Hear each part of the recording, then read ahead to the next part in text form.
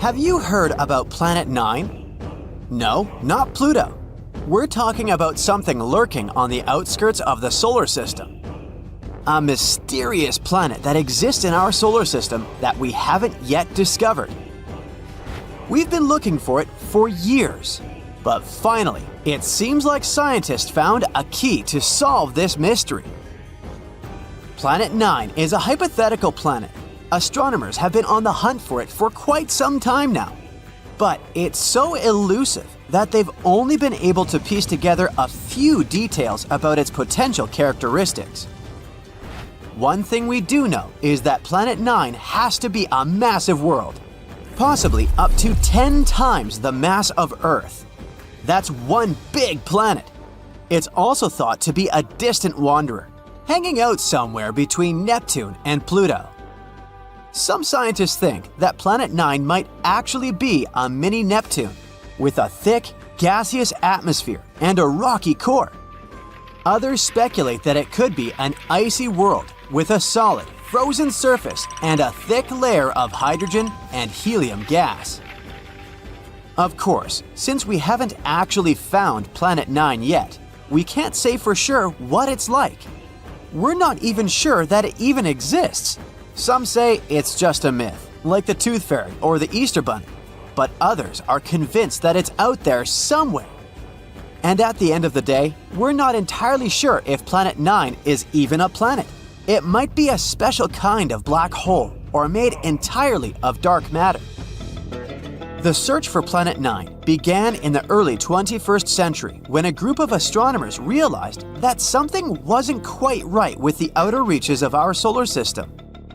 They noticed that some distant objects, known as trans-Neptunian objects, were behaving in unexpected ways. Trans-Neptunian objects, or TNOs, are like the cosmic version of those items in the back of your fridge that you forgot about for years. They're small, icy bodies that hang out in the Kuiper Belt, beyond Neptune. So, scientists noticed that these guys started behaving weirdly. At first, they thought it might be a fluke. But as they dug deeper, they began to suspect that there was a ninth planet lurking out there. Why haven't we discovered it yet, you ask? Well, it may be because of Planet 9's weird orbit. All the other 8 planets orbit the Sun in roughly the same plane, which is like a flat disk. However, our hypothetical friend's orbit is different. It might be tilted and move in a different direction compared to the other planets. Its orbit might also be stretched out like an oval, rather than being nearly circular like usual. Because of this, Planet 9 might spend most of its time far from the Sun, like a true introvert. It only comes relatively close to the inner solar system every few thousand years. This would make it super faint and hard to spot. So the only way we may discover it is by studying the gravitational effects it has on our solar system. And this isn't the first time astronomers have gone looking for a new planet. Back in the 19th century, there was a similar hunt for a hypothetical Planet X. But this time, they were armed with much better technology and a much better sense of humor. They began calling their elusive quarry Planet 9, which was much catchier than Planet X. They even came up with a hashtag for the search, Pluto Lives. It was a reference to the fact that Pluto had been kicked from the planet gang and some astronomers were eager to find a new planet to take its place. But the search for Planet 9 has been no easy task. It's like trying to find a lost sock in the laundry basket the size of a football stadium. It's so far away and so faint that even the most powerful telescopes can't see it. Instead, astronomers have had to rely on indirect evidence, like the strange orbits of TNOs, to try to figure out where it might be. Some scientists have even supposed that it might be a wandering rogue planet, which would explain why it's so hard to find. But they haven't given up hope. Till this day, they're scouring the skies using all sorts of high-tech telescopes and fancy algorithms to try and spot this elusive planet. And fear not, dear curious human, because it looks like after so many years of research, we may have finally found the key to solve this mystery. Astronomer Man Ho Chan from Hong Kong has a theory. He believes that Planet 9 could have a bevy of moons. That's right, not only is it a giant planet hiding out in the depths of space, but it's also a bit of a hoarder. Moons are all the rage in the outer solar system. In fact, almost every planet here has at least one moon, except for Mercury and Venus. Earth has just one, which is kind of sad if you think about it. Even non-planetary bodies like Pluto have at least a couple of moons. A bit unfair, isn't it? Anyway, taking this into account, let's go moon picking with Planet 9. The region between the rock-filled Kuiper Belt and the rock-filled Oort Cloud, where this planet is predicted to be, should be ripe for the picking. Chan made some calculations and determined that it would be stranger if the elusive planet didn't have any satellites. According to his calculations, an object the mass of Planet 9 should capture at least 20 TNOs as large as almost 90 miles across. It's like our mysterious planet is playing cosmic Pokemon with these guys. So, what if Planet 9 has moons? Would that make any difference? Kinda yes. They could give us some indirect clues to finally locate this mysterious planet. Now, you might be thinking, how in the cosmos can we possibly spot these teeny tiny moons? It's not like they're going to wave a giant flag or blast some Beyoncé tunes to get our attention. Well, apparently the key lies in something called tidal heating. Tidal heating might sound like a new workout trend, but it's a real scientific phenomenon. It happens when two celestial bodies are close together. You see, tides aren't just about the rise and fall of the ocean, they're also the result of gravity pulling unevenly on a planet or moon. When a planet and a moon are close enough to each other, their gravity pulls on each other, creating a bit of a football shape. And as these celestial bodies move around each other, they shift shape and generate friction inside, which produces heat. Wow, who knew that Planet 9 could have a workout routine? Perhaps we should start calling it Gym Planet instead. Anyway, if Planet 9 has any moons, the gravitational pull from these moons would cause it to change shape constantly, generating heat in the process. And we might be able to detect this mysterious planet through the heat produced by those moons, even though it gives off no other signals. Now, before you get too excited, finding them won't be a walk in the park. They're incredibly small and would be very far away from us. But hey, nothing worth discovering ever came easy, right? Scientists are optimistic that with the right technology, they can spot this telltale sign. It will be easier for us to spot them with fancy instruments like modern telescopes. Talk about cool friends to have, right?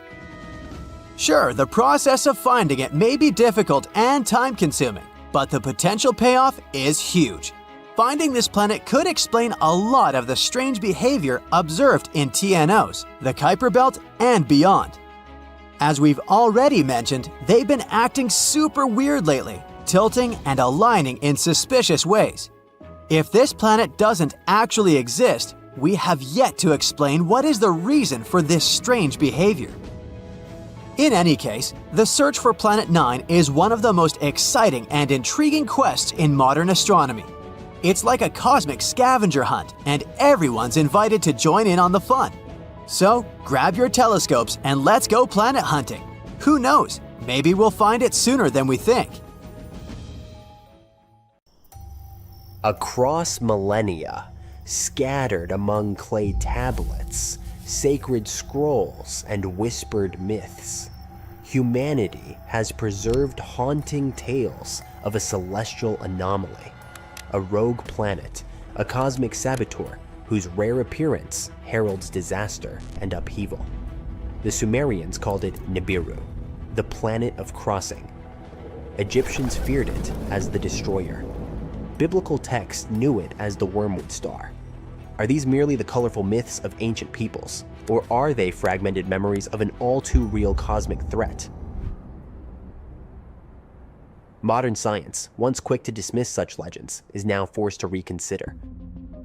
In 2016, astronomers Konstantin Batygin and Mike Brown from Caltech presented mathematical evidence suggesting the existence of a massive planet at the far edge of our solar system, Planet 9. Their calculations describe a world 5 to 10 times the mass of Earth, on a highly elongated orbit that takes between 10,000 and 20,000 years to complete a single revolution around the Sun.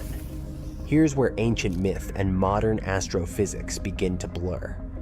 Sumerian cuneiform tablets, dating as far back as the 4th millennium BCE, contain astonishingly accurate astronomical data.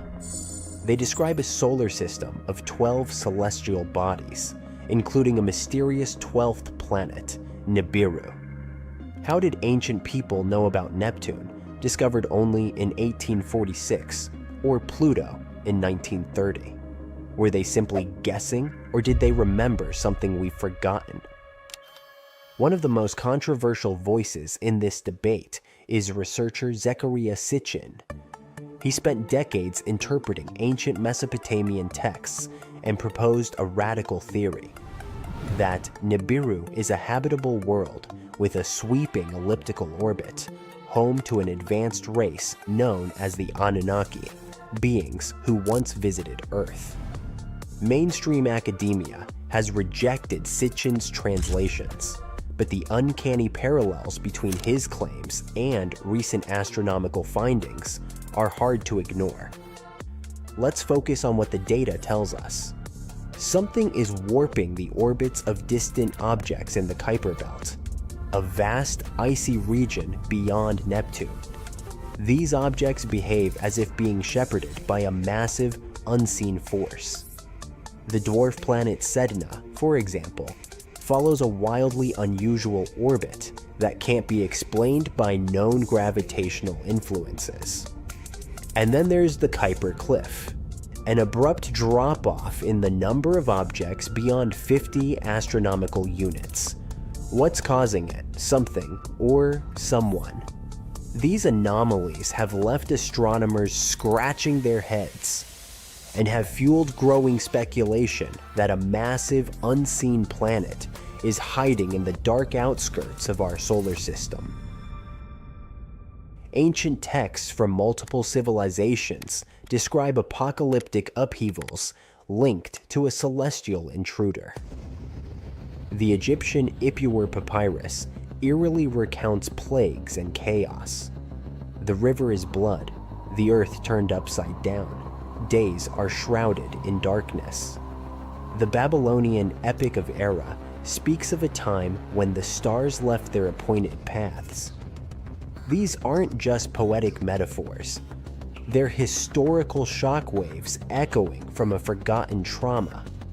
So what happens if Nibiru, or Planet 9, makes its next approach? Even without a direct collision, the consequences could be catastrophic. Its gravity might tilt Earth's axis, triggering sudden climate shifts.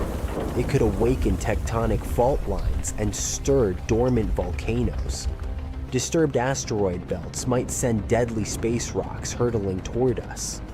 It could disrupt our magnetosphere, disabling electronics and satellites.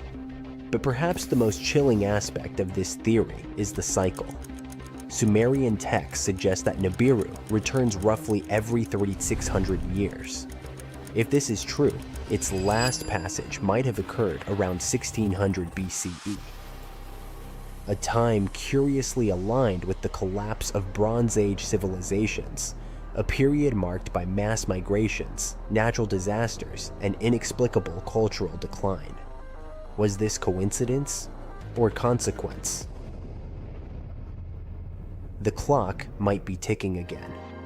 Today, the hunt for Planet 9 continues, using the world's most powerful telescopes and cutting-edge simulations. We stand on the edge of either confirming the greatest myth ever told, or revealing that ancient peoples tried, in the only language they had, to warn us. It may not bear the name Nibiru. It may not carry golden tablets or alien emissaries. But if it exists, its return will reshape everything we think we know about history, science, and our place in the cosmos. One thing is certain, our solar system is far from tamed. It harbors secrets in its coldest, darkest corners, riddles older than civilization itself. And perhaps, just perhaps, the old stories were never stories at all. Maybe they were prophecies. Maybe they were the echo of survivors. Maybe the star of change is already on its way. At the edge of our solar system, there's a cold and mysterious region known as the Oort Cloud. It's a hypothetical vast area of icy space objects surrounding the Sun. It's believed to lie far, far away from our star, from 2,000 to 5,000 astronomical units. For comparison, Pluto's orbit carries the planet between 30 and 50 astronomical units from the Sun. And there, in this freezing emptiness, a rogue planet may be hiding right at the moment. At least, that's what new research has recently suggested. Rogue planets are called this way because they don't orbit around any star. They wander the galaxy alone, totally untethered. Without stars, they don't have days or nights, only eternal darkness. Rogue planets are usually kicked out of their planetary systems, doomed to a solitary existence of circling the center of the galaxy on their own. Of the thousands of planets scientists have detected outside of our solar system, only a dozen or so are starless and cruising on their own. At the same time, there might be billions or even trillions of rogue planets wandering around our galaxy. If these estimations are true, it might mean that the Milky Way contains more free-floating planets than stars. Anyway, in 1907, one astronomer started a search for Planet X. It's a hypothetical giant planet moving around the Sun beyond the orbit of Neptune. The scientist was convinced that this planet existed because he had observed some irregularities in the orbits of Uranus and Neptune. His idea led to the discovery of Pluto in 1930. But the dwarf planet was too small to have any serious gravitational impact on the orbit of Neptune, let alone Uranus. These days, the Planet X theory is largely considered to be discredited, but it hasn't stopped astronomers from searching for planets in the far reaches of our solar system. And shockingly, a new study claims there might be one or even more out there, but much, much further away than predicted.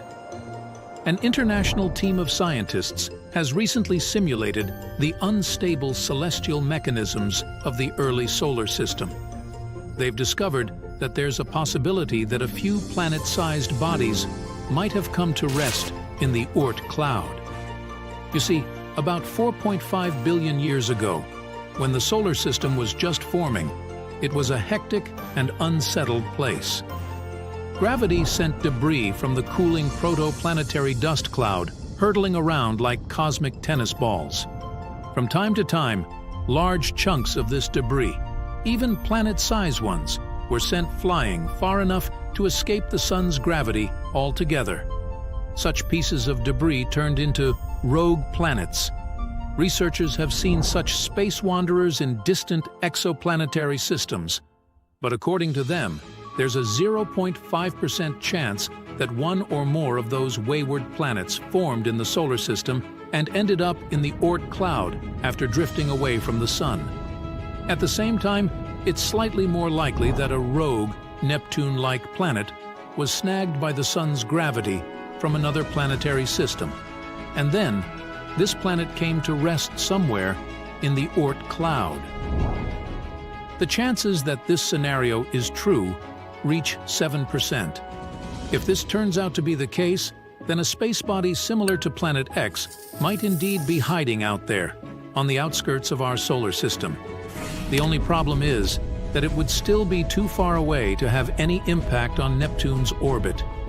In any case, most researchers are convinced that the Oort Cloud is made up of a collection of way smaller icy objects. But given the distance to the Oort Cloud and its enormous size, we may never really figure out what is lurking out there. So, we might be getting closer to finding a massive icy planet beyond Neptune's orbit. Sorry Pluto, still not you. Recently, some universe mapping using data from a telescope in Hawaii eliminated about 78% of the possible locations for this mysterious Waldo from space. Some people call it Planet 9, while others prefer Planet X. Either way, it's been causing controversy since its existence was first proposed, and that is mainly because no study so far can answer the big question: does it really exist? If discovered, Planet 9 would rank as the 5th largest planet in our solar system, with a mass 10 times that of Earth. It's also theorized to be gaseous, like Uranus. The initial study on Planet 9, dating back to 2016, suggests that this colossal new planet orbits the Sun 29 times farther out than Neptune, which sits at about 2.8 billion miles. As a result, the Planet 9 would take between 10,000 and 20,000 years to complete a single orbit around the Sun. If confirmed, this yet-to-be-understood world would dominate a region larger than any other known planet in our cosmic neighborhood. These are all intriguing hypotheses, but without a single piece of evidence or observation to back them up. Before dismissing this as a wild guess, it is important to note that these researchers relied on complex mathematical modeling and computer simulations to speculate about the planet's characteristics, because that's what they do. The hypothetical presence of this planet would explain various mysterious features located beyond Neptune. We are specifically talking about the Kuiper Belt, a huge donut-shaped region filled with icy debris left over from the formation of the solar system, including comets and dwarf planets like Pluto. What happens is that the 6 farthest objects in the Kuiper Belt exhibit elliptical orbits that are all oriented in a similar direction within physical space and tilted approximately 30 degrees downward relative to the orbital plane of our 8 known planets. What's strange here is that, despite their distinct orbital velocities around the solar system, they maintain this alignment. The likelihood of such alignment occurring randomly is extremely low, around 0.007%. So, here comes Planet 9, a hypothetical massive celestial body that offers a plausible explanation for this strange phenomenon, potentially exerting gravitational influence to shape these orbits.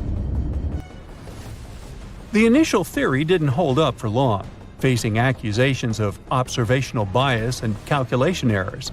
Then, in 2017, another study popped up, sparking back the idea that maybe Planet 9 is out there after all.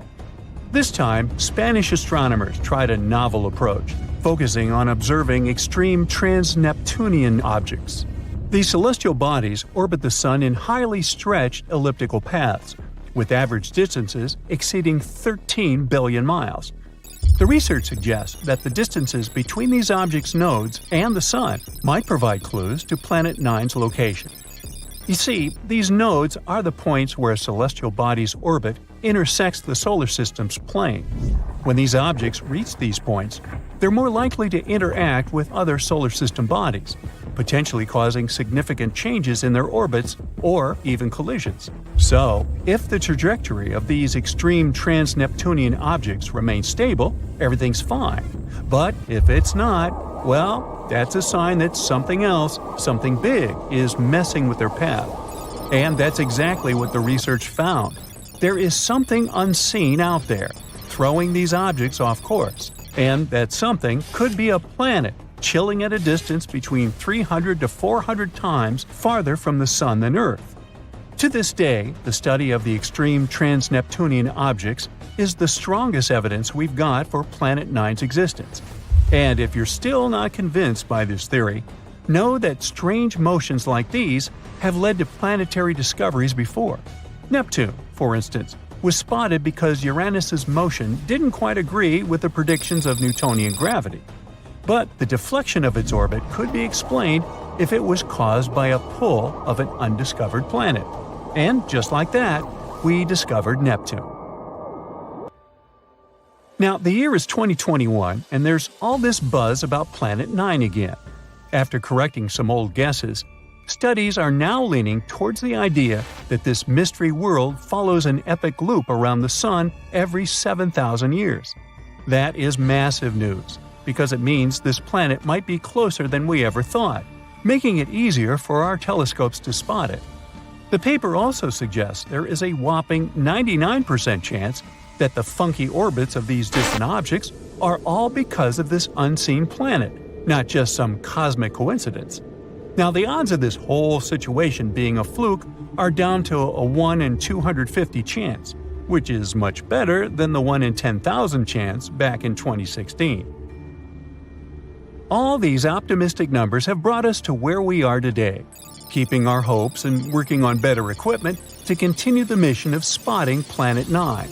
As mentioned earlier, researchers in Hawaii created some kind of treasure map utilizing the Panoramic Survey Telescope and Rapid Response System to eliminate 78% of its locations. This is great news, considering how challenging it is to find a planet-sized needle in a cosmic haystack. But unfortunately, Planet 9's presence remains a ghost in the dark outer reaches of our solar system. Enthusiasts are still convinced of its existence and believe it is only a matter of time before we celebrate the discovery of Earth's new cosmic cousin. They're putting their hopes on the Vera C. Rubin Observatory, which is currently under construction in Chile and is scheduled to begin science operations in late 2025. Over the course of 10 years, this observatory will scan the entire southern hemisphere sky every few nights with a 27-foot, fast-moving telescope equipped with the largest digital camera in the world. The idea is to catalog everything in the solar system, reaching out to and beyond Neptune, and tracking the movements of millions of celestial objects, including space junk, asteroids, comets, and stars. If Planet 9 is indeed out there, this next-generation telescope could be the one to find it. The existence of this mysterious planet is far from being universally accepted in the scientific community. That is simply because Planet 9 isn't the only explanation for the strange phenomenon occurring beyond Neptune. One theory suggests that a group of distant objects, such as dwarf planets, comets, and moons, might be collectively influencing the orbits of the extreme trans-Neptunian objects. Others believe that a black hole is behind all this. These compressed masses are some of the densest objects in the universe, potentially capable of affecting the orbits of other masses, like how this supposed ghost Planet 9 is believed to be doing. Another bold perspective suggests that our current understanding of the laws of gravity is flawed, actually incomplete. This theory, known as modified Newtonian dynamics, proposes that these distant icy objects exhibit strange behavior not due to influence from another planet, but rather because the immense gravitational field of the Milky Way is influencing them. However, even supporters of this theory acknowledge that it is too early to draw firm conclusions, and much more extensive research is still required. While we continue our relentless hunt for Planet 9, some astronomers have taken it a step further, suggesting the existence of a hypothetical Planet 10. This world has a mass and size like that of Mars or Earth and is located on the edges of the Kuiper Belt. But the thing is, if this alleged Planet 10 is indeed as small as scientists believe, it might not have enough gravity to clear its orbit of debris. And that is pretty similar to what happens with Pluto, being one of the reasons why it got into trouble back in 2006. So yeah, it's better not to get too excited. This supposed Planet 10 might end up classified as another dwarf planet. Imagine a planet with no sun. Once it became unwanted in its own star systems and got ejected into the soulless emptiness of space. Or maybe it didn't even have its own star system. It was born lonely. I'm talking about a rogue planet. Such planets are also called orphans, nomads, unbound, and sunless. It all sounds pretty sad, doesn't it? The rogue planet in question doesn't have sunlight. The never-ending night reigns on its surfaces. No light means no warmth, and that's why there isn't any kind of life on this frozen world. But believe me, this isn't the scariest part. One day, a rogue planet might push Earth out of its cozy spot near the sun. You see, we live in the habitable zone of our star. It means that our planet is such a distance from the Sun that water can exist on its surface in its liquid form. But an interstellar intruder could mess it up for us. If a rogue planet somehow got into our solar system and we didn't manage to stop its imminent approach, it would likely crash into our beautiful blue planet. And then Earth could be pushed out of its orbit, retreating to an extreme orbit farther from the Sun. Now let's imagine what would happen to our world if a rogue planet the size of Mars collided with us. Most likely, people would react with panic and desperation. We've had a few sad examples of space intruders wiping more than 3/4 of all life forms off the face of the planet. One more similar event would be devastating. The immediate impact, pardon the pun, of such a collision would be truly catastrophic. It would lead to massive losses of life and destruction of huge areas of the planet. At first, people would focus on rescue and recovery efforts, but soon it would become obvious that the world is beyond salvation. The climate all over the planet would start getting colder and colder. Plus, the farther our planet would be from the Sun, the weaker the star's gravitational pull on our planet would be. In the end, our beautiful Earth would get too far away from its main source of light and heat. It would turn into a lifeless piece of rock covered with a thick layer of ice. Well, that's rather grim. But what if humanity had foreseen this catastrophe and prepared for it in advance? What would our life look like, and where would we live after the cosmic disaster? If, by the time of the collision, people had already established a colony on Mars, we would probably have some time to leave Earth and set off for the Red Planet. But would it even be possible to transform this distant world so that it became capable of supporting human life?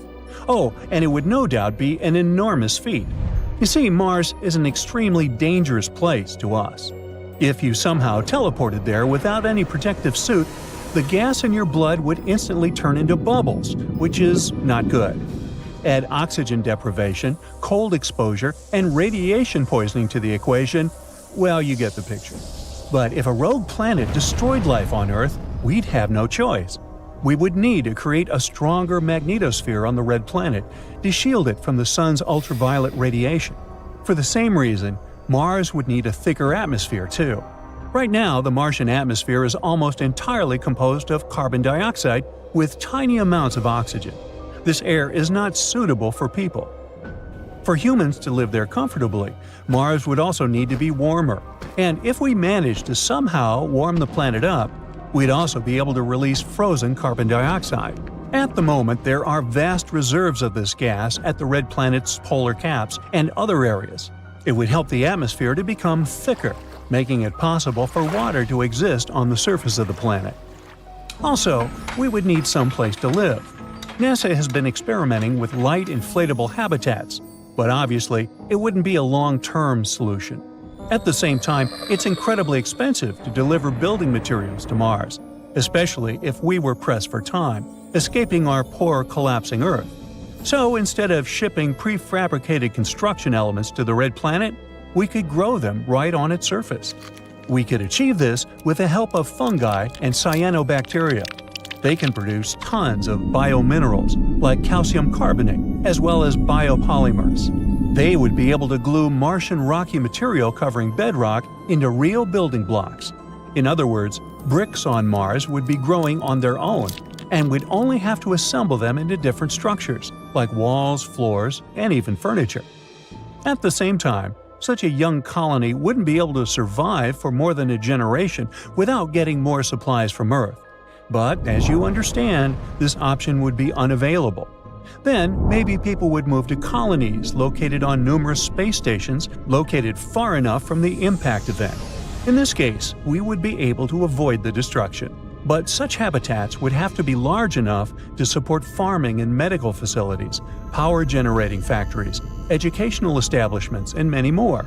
And it would be hard work to support such stations without necessary supplies, when a simple equipment breakdown could turn into an unsolvable problem. But let's imagine that our descendants decided to find Earth several thousand years later and succeeded. As you remember, our planet would have changed its position, hanging out way further from the Sun. Now, hopefully, Earth would have regained its magnetic field after the impact, as well as a little of its original atmosphere. But those who would return to Earth would need water, oxygen, and sufficient atmospheric pressure. And while the new pressure on the planet would probably be suitable for life, most likely there wouldn't be enough oxygen to support unaided breathing. To get a new supply of oxygen, people would need photosynthetic bacteria. Would we find any on the deserted planet? Probably yes. Most, or at least some bacteria would survive, maybe somewhere deep under the surface, maybe in the depths of the oceans if any remained on the planet. Tardigrades, the most indestructible animals on Earth, might also survive and greet people returning home. These tiny water bears can survive for up to 30 years without food, live in volcanoes, and even endure the vacuum of the cosmos. So these life forms, bacteria and tardigrades, could likely thrive and multiply without any predators to slow this process down. That's good to know, but what would we eat on the newly inhabited planet? Tardigrades are not a diet a person could live on. Well, we could still find some frozen seeds remaining on the planet, or we could keep them on our space stations. Earth's soil could be filled with nutrients remaining after the catastrophic events of the past. People would start planting seeds, trying to get used to the harsh conditions of life on the once deserted planet. And still, it would be better than soulless space stations. Luckily, a rogue planet is unlikely, not only to hit Earth, but even to come close to our planet.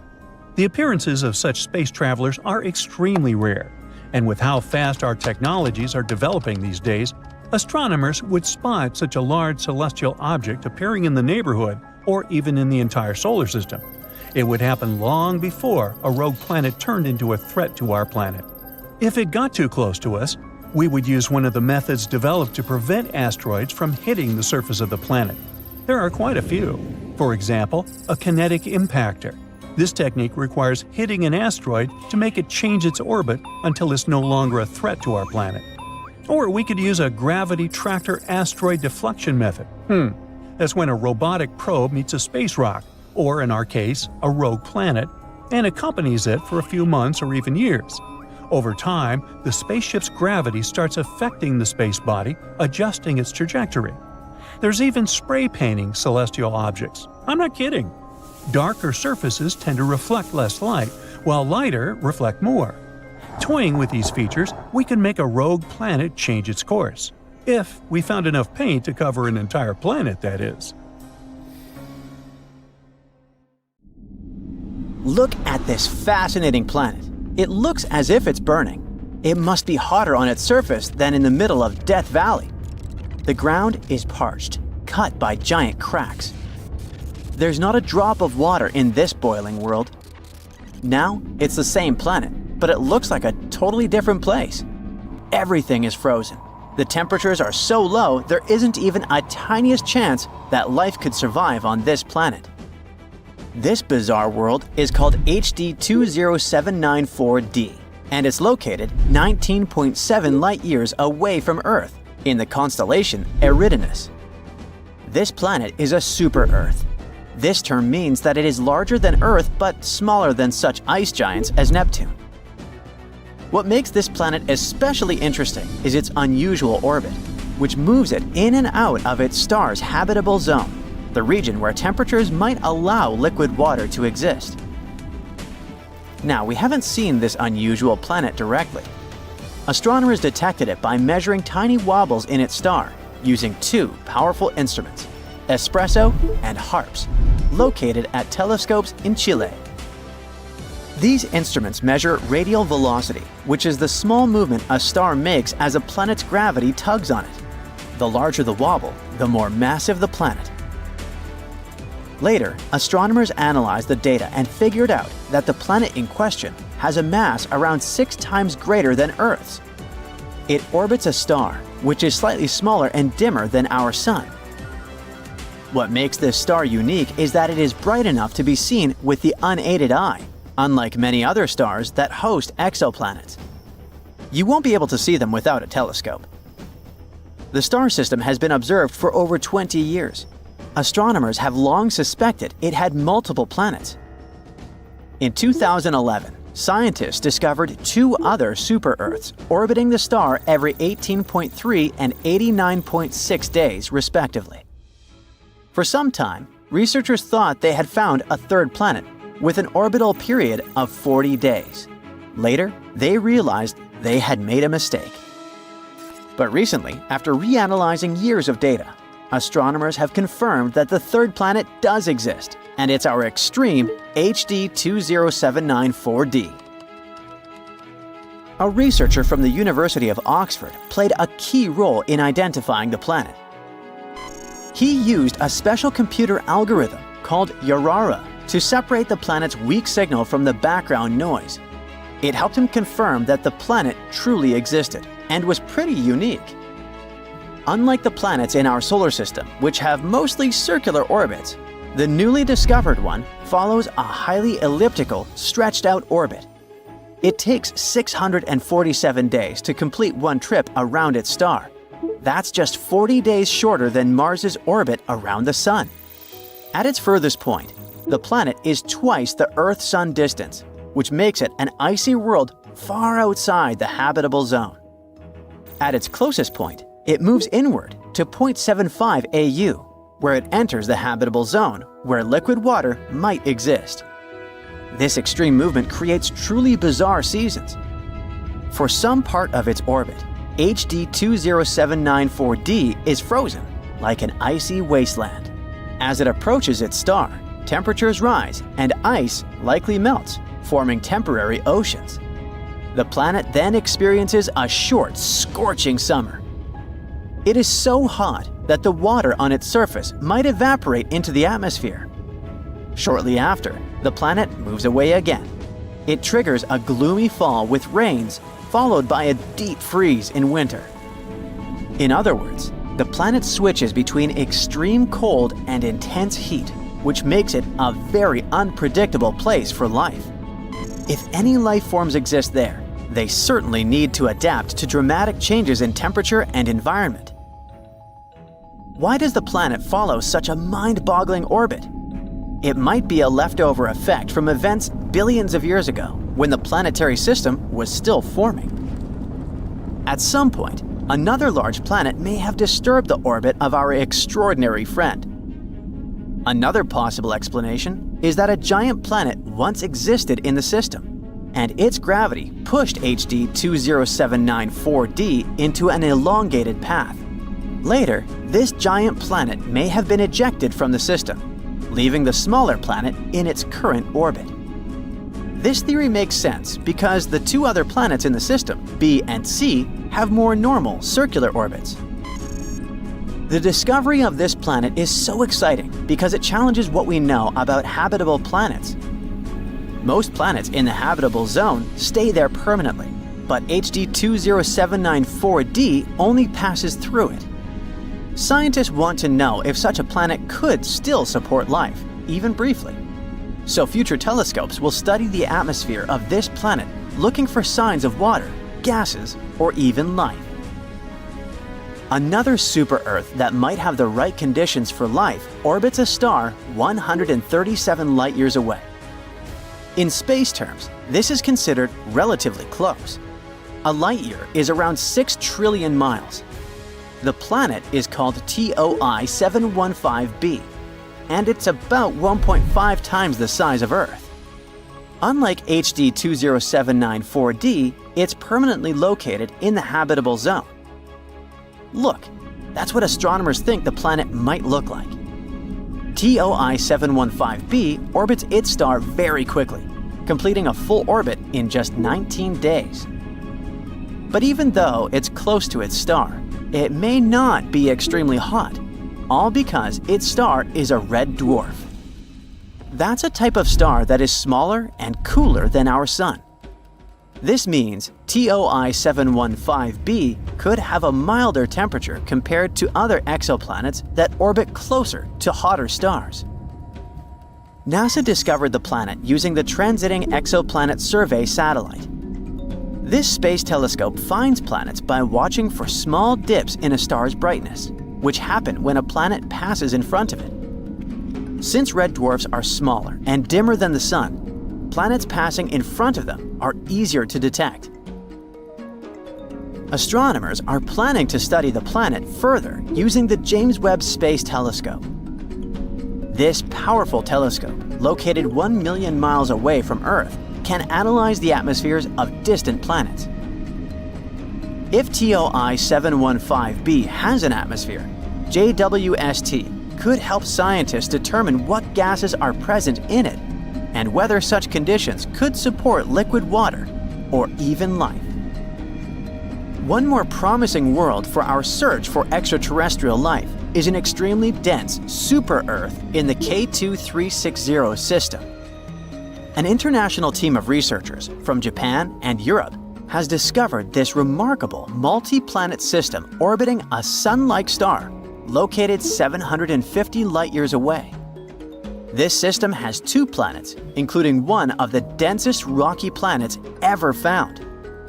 The K2360b is a rocky super-Earth, about 1.6 times the size of Earth, but with a mass 7.7 times greater. This makes it as dense as lead. The planet orbits its star incredibly fast, completing one full orbit in just 21 hours. It's the densest known ultra-short period planet with well-measured properties. As for its sibling, this is a much larger outer planet with at least 15 Earth masses. It takes 9.8 days to orbit its star. Sadly, since it does not pass in front of its star from our viewpoint, scientists cannot determine its exact size. The unusually dense planet might be the core of a much larger planet. Over time, intense radiation from its parent star may have blown away its outer layers, leaving behind only its dense, rocky core. So, in fact, this planet could show us what might happen to some planets that are too close to their stars. Astronomers think that the planet may have moved inward over time due to interactions with its larger companion planet. One possibility is high eccentricity migration, where a planet's orbit becomes highly stretched out due to gravitational interactions before gradually becoming more circular near the star. Another theory is that the planet's spin and axial tilt can cause its orbit to become more circular. Such planets are rare, and finding one with a massive outer companion can help scientists refine their theories about how planets form and evolve in extreme environments.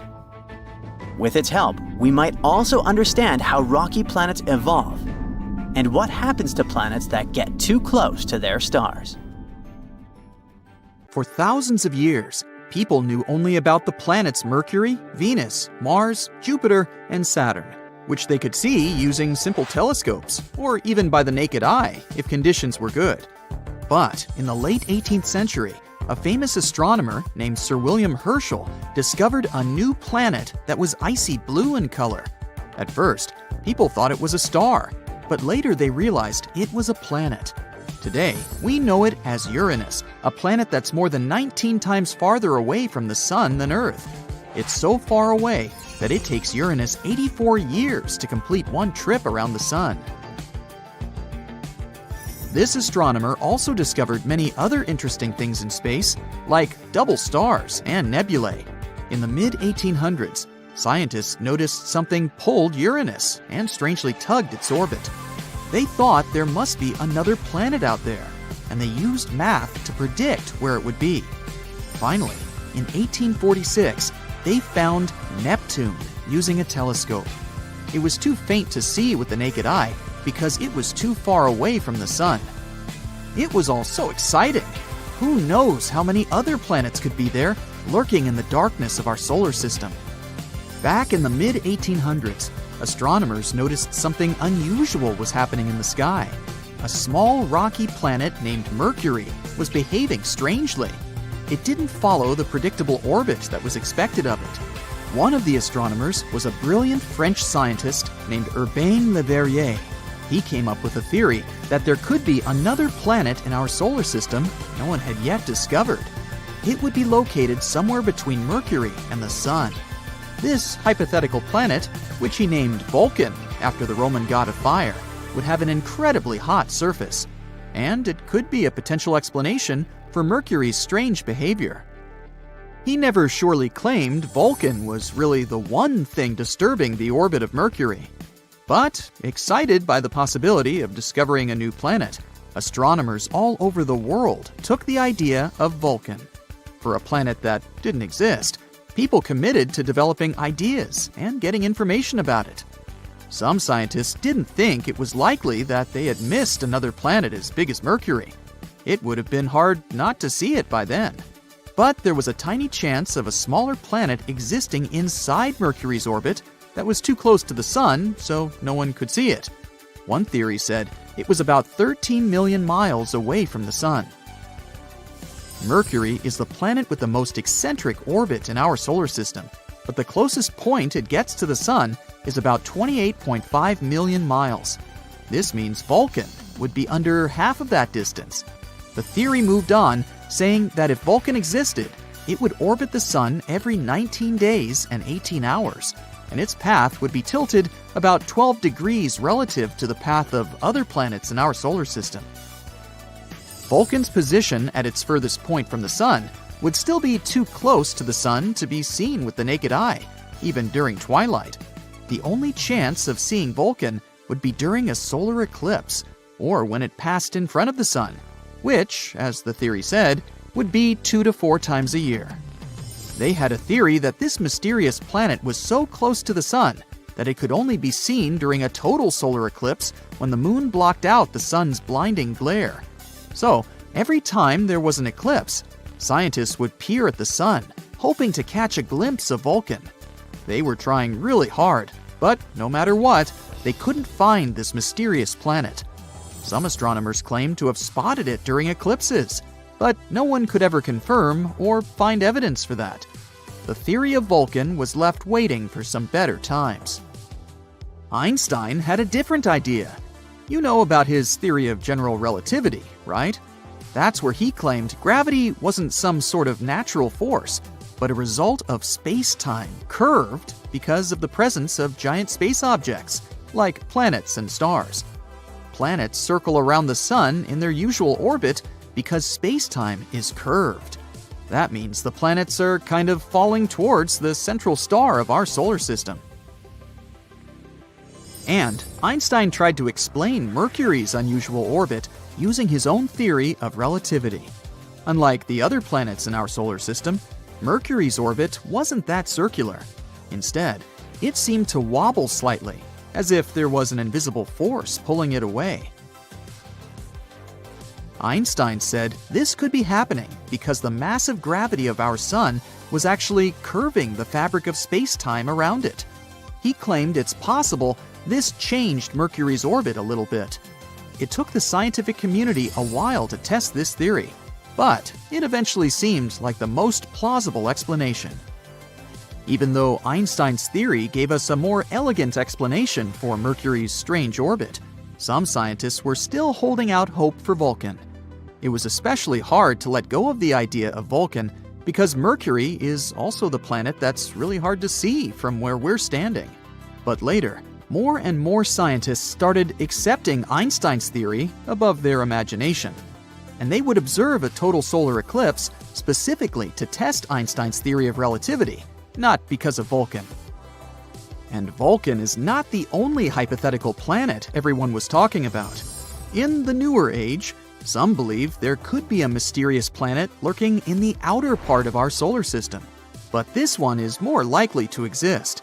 No one has seen it directly yet, but computer simulations show this so-called Planet 9, or Planet X, is probably somewhere there beyond Neptune. Neptune and Planet X could be similar in size. Planet X could be 10 times more massive than Earth and circles around our Sun in an elongated shape, which is on average 20 times farther from the Sun than Neptune. A year there may last between 10,000 to 20,000 Earth years. By comparison, a year on Neptune lasts 165 Earth years. Something this big moving out there beyond Neptune could explain the unusual orbits of smaller objects in the Kuiper Belt. The Kuiper Belt is the area of our solar system beyond Neptune and where it orbits. And there are most likely many asteroids, comets, and some other smaller bodies there. mostly made of ice. There was another hypothetical planet called Nibiru. Remember those rumors that the world could end back in 2012? One of the popular scenarios was Nibiru, which some claimed would hit our home planet at the end of the year. Of course, nothing happened. We're still here, all set and good, but the idea of Nibiru seemed interesting. Stories started in the 1970s when a man named Zecharia Sitchin mentioned Nibiru in his book, The 12th Planet, claiming it orbits the Sun every 3,600 years. But there's no chance a planet with such an eccentric orbit wouldn't disrupt other planets in our solar system with its gravity. And if it was really coming that close to Earth in 2012, we were supposed to be able to see it with the naked eye. Some simple calculations showed Nibiru would have been nearly as bright as Mars at its dimmest and brighter than the faintest stars you see from a city. Oh well, maybe we'll have more luck in the next 3,500 and something years. In 2011, a comet named Elenin appeared that many people thought could be Nibiru. But when you're looking at comets and planets through a telescope, you see they appear differently. A comet has a coma, which is a gas atmosphere, together with a tail, something a planet doesn't have. Plus, this comet didn't slam into the Earth. It came too close to our Sun and fell apart. The leftover pieces will continue moving on their way to the outer solar system for the next 12,000 years. So, astronomers have just announced that they might have found signs of possible life on a planet outside our solar system. Wow! This distant world is called K2-18b, and it sits about 124 light-years away in the Leo constellation. So, what life are we talking about? Little green men? Octopus-like tentacled creatures? Well, not exactly. First things first, let's define what life is. It's what distinguishes animals and plants from inorganic matter, like the ability to grow, reproduce, and change. Now, what do we need to support life? If what comes to your mind is water, bingo! Scientists have the feeling that K2-18b might be covered in oceans, and if it's so, it can support tiny forms of life, like microbes. A team of researchers from the UK and the US used the James Webb Space Telescope to look at the planet's atmosphere. They found hints of two very special chemicals. On Earth, only living things can produce those, and the living things I'm talking about are mostly tiny ocean plants called phytoplankton. So, basically, this planet might indeed host life in the form of algae. Now, of course, scientists still need more proof before getting too excited. We should keep in mind that it's possible that those chemicals were made by something we don't understand yet, not necessarily by living things. But still. K2-18b is a big boy. It's more than 8 times heavier than Earth and about 2.5 times larger. So what makes it even more interesting is that it's located in the Goldilocks zone around its star. That means it's not too hot and not too cold there, just right for the existence of liquid water, which is highly important for life as we know it. Astronomers study faraway planets like this by watching how their light changes when they pass in front of their star. This allows us to figure out what kinds of gases are in the planet's atmosphere. Back in 2013, the James Webb Space Telescope found methane and carbon dioxide in the atmosphere of the planet. These are carbon-based molecules, and it was the first time they were found on a planet in the habitable zone. Scientists also saw a weak signal of a chemical called DMS, which is mostly made by tiny ocean life here on Earth.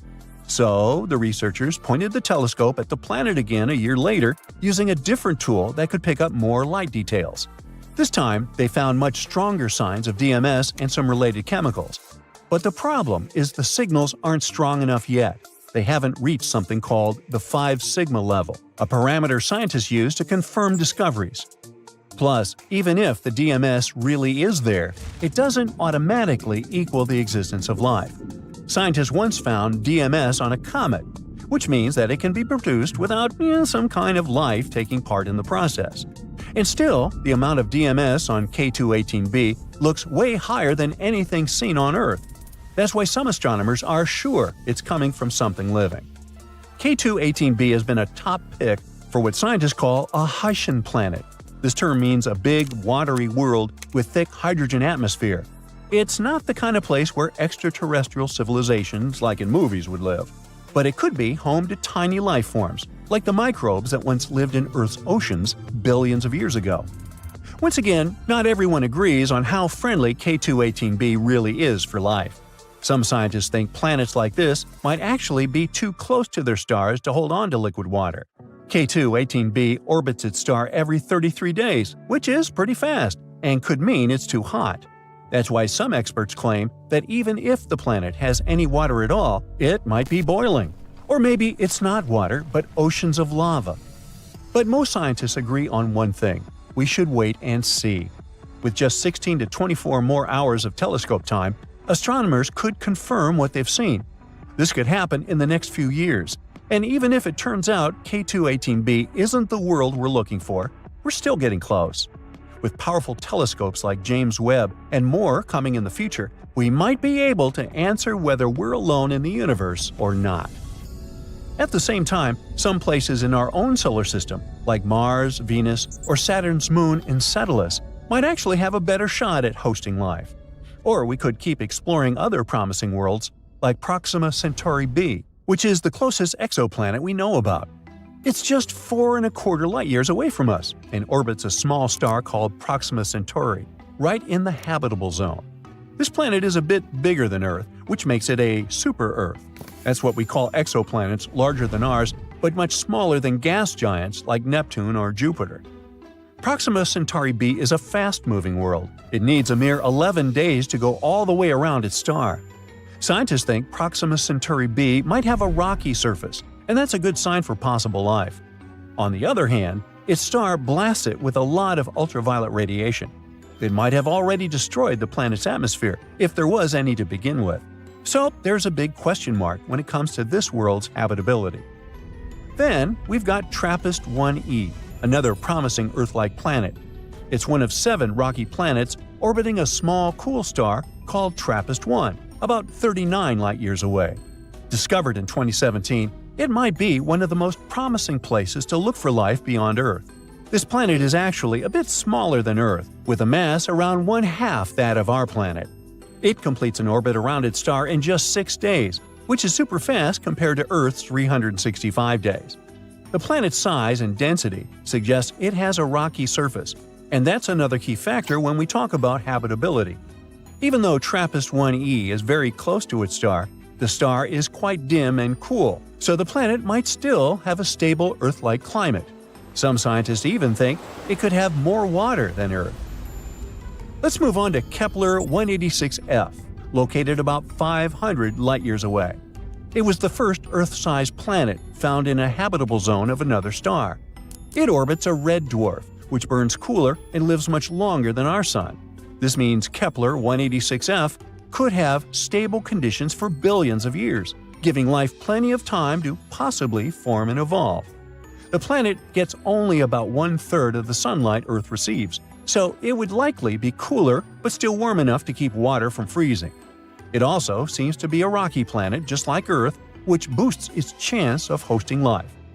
Now, how about visiting LHS 1140b, about 40 light-years away? This planet has about 5.5 times the mass of Earth. Scientists think it's rocky and possibly has a thick atmosphere, which is a big deal. An atmosphere like that can trap heat, keep temperature stable, and protect water from escaping into space. This world orbits a quiet red dwarf star, so it's not constantly blasted by harmful flares like some other exoplanets are. Some studies even suggest LHS 1140b could be an ocean world with lots of water. So it's one of the more exciting planets we've found in our neighborhood. And finally, we have Gliese 12b. Astronomers call it Exo-Venus. It sits 40 light-years away from Earth. This world is about the size of Venus and orbits a cool red dwarf star. It needs just under 13 days to complete one orbit. The temperature on the planet is around 107 degrees, which is quite warm, but still okay for life. The thing that makes Gliese 12b so interesting is that it could help us understand how Earth-sized planets around cool stars hold on to their atmospheres. That's important because an atmosphere is crucial for things like liquid water and protecting life from harmful radiation. According to some researchers, Gliese 12b is one of the best chances we have to figure out whether planets like this can stay habitable. There are tons of weird things on Mars. Spoons, noodles, doors, even faces. Are they all really just rocks? Besides, it's not the only planet in our solar system full of mysterious things. Let's check them out. Recently, we found a strange thing on Mars that looks like a smooth, spoon-like object. It grabbed everyone's attention after NASA's Curiosity rover spotted it. The rock, with a handle and rounded tip, looks like it's floating in the rover's photo. People on the internet are puzzled about what it might be. Some are joking that it's a Martian's bowling pin, or even a shoehorn left by extraterrestrial creatures. But Andrew Good from NASA says it's not that exciting. Turns out it's just a rock shaped by the wind over a long time. These kinds of rocks with odd shapes are common on Mars. They're called ventifacts. Ventifact is a rock that can get scratched, dented, or smoothed out by tiny particles carried by the wind. You'll usually find these kinds of rocks in dry places where there's not much grass or trees to block the wind, and where there's a lot of sand blowing around. Sometimes, the wind can carve ventifacts into really cool shapes, like the mushroom rocks you can see in the White Desert National Park in Egypt. These rocks look like giant mushrooms because the wind wears away the bottom part faster than the top, making them stand tall and slim. Ventifacts aren't the only cool Martian rocks. Check out this series of surreal spikes protruding from the red surface. NASA's Curiosity rover stumbled upon them while exploring the Gale crater on Mars. They quickly caught everyone's attention. Twisting structures resembling spikes looked like some extraterrestrial doors. Even the SETI Institute, an organization focused on searching for extraterrestrial life, tweeted about the image, referring to it as a cool rock. But in reality, these are just hoodoos. These tall and thin spires occur when hard rock sits atop softer rock layers. Martian spikes are likely cemented fillings of ancient fractures in sedimentary rock, with softer material eroded away over time. Again, there are many hoodoos on Earth too. They're also called fairy chimneys or tent rocks. You can find them in places like Utah's Bryce Canyon and the Colorado Plateau. NASA is excited about these weird structures because they can help us learn more about the history of the Gale crater. There was also a rock that looked like a jelly donut. We called this rock Pinnacle Island. It was spotted by NASA's cameras. However, just 4 days earlier, it was nowhere to be seen. So how did it magically disappear? In a very anticlimactic way, it was kicked up by one of Opportunity's wheels as it traversed the Martian terrain. But there's still some mystery surrounding that jelly donut. Analysis revealed that Pinnacle Island contains unusually high levels of sulfur and manganese. Both of these things are water-soluble. In other words, there might have been some water action that created these elements in the rock. So this tiny thing suddenly caused a lot of drama, and an entire lawsuit against NASA. It claimed that the agency failed to investigate a possible fungus growing on Mars. Jelly donut fungus. But not all our findings are natural. Another puzzling discovery was this thing the Perseverance rover spotted. It's something that looks like tangled spaghetti or string. Just like the donut, this mysterious object showed up in a rover camera image and then vanished from the sandy ground in several days. It turns out that it could be debris from the rover's landing system. Perseverance landed in the Jezero crater in February 2021. It had a rough landing and accidentally scattered debris around. Some of these debris pieces have been showing up in the rover's images for a while now. The string-like object is likely a piece of shredded Dacron netting, which is a type of fiber used in thermal blankets. These blankets help regulate equipment temperatures during the super hot process of landing on Mars. It probably underwent significant unraveling and shredding due to strong forces during the landing. Thermal blankets lost a bunch of stuff back then. For example, this shiny foil piece spotted in June. The rover found it on a rock. What's remarkable is how far some of the debris has traveled. The rover landed about 1.2 miles away from where it's currently exploring. It's probably because the crash threw the debris into the air, and the Martian winds carried it over such a distance. Mars is known for its strong winds, which can move lightweight objects. However, while it's fun to stumble upon them on images, there are concerns about the debris and trash on Mars. We haven't even fixed this problem on Earth, and we're already creating it on Mars. The debris we left on the red planet is already accumulating in an area called Hogwallow Flats. Plus, the debris can accidentally contaminate the sample tubes used for collecting Martian rocks. So far, NASA isn't overly worried about this, but they're keeping a close eye on it to prevent any issues with the rovers. Now, how about not things, but animals? Curiosity caused quite a stir when it captured something that looked like a rat on Mars. Some started speculating that it could be evidence of indigenous Martian life, or even that this rodent was brought along by Curiosity. But the Mars rat, once again, turned out to be just a weird rock. It looked interesting because of the natural processes like wind erosion and mechanical abrasion. We also found some worm-looking things. Curiosity snapped a picture of a formation that looks like worms wriggling across the Martian landscape. Despite its tiny size, this formation stands out with its unique shape and rough texture. It's probably made of durable material resistant to Mars's harsh erosion.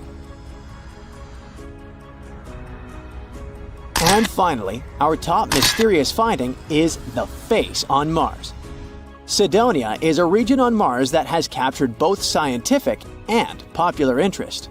It's located in Mars's northern hemisphere. It lies between heavily cratered regions to the south and relatively smooth plains to the north. There's a theory that the northern plains may have once been ocean beds. Maybe Cydonia was once a coastal zone. This place is full of interesting and beautiful features that tell us a lot about the history of the red planet. But its most interesting feature was the Martian face. This thing gained widespread attention when it was snapped by the Viking 1 orbiter in 1976. Some believed that it was evidence of a long-lost Martian civilization. At first, NASA dismissed it as a trick of light and shadow. But after some analysis, it turned out to be, yep, another rock. We also saw a face of a bear. It was captured by the high-resolution imaging experiment camera.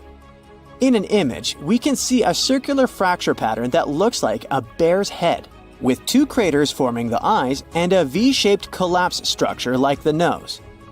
The head likely formed because something heavy settled on top of an old hole in the ground.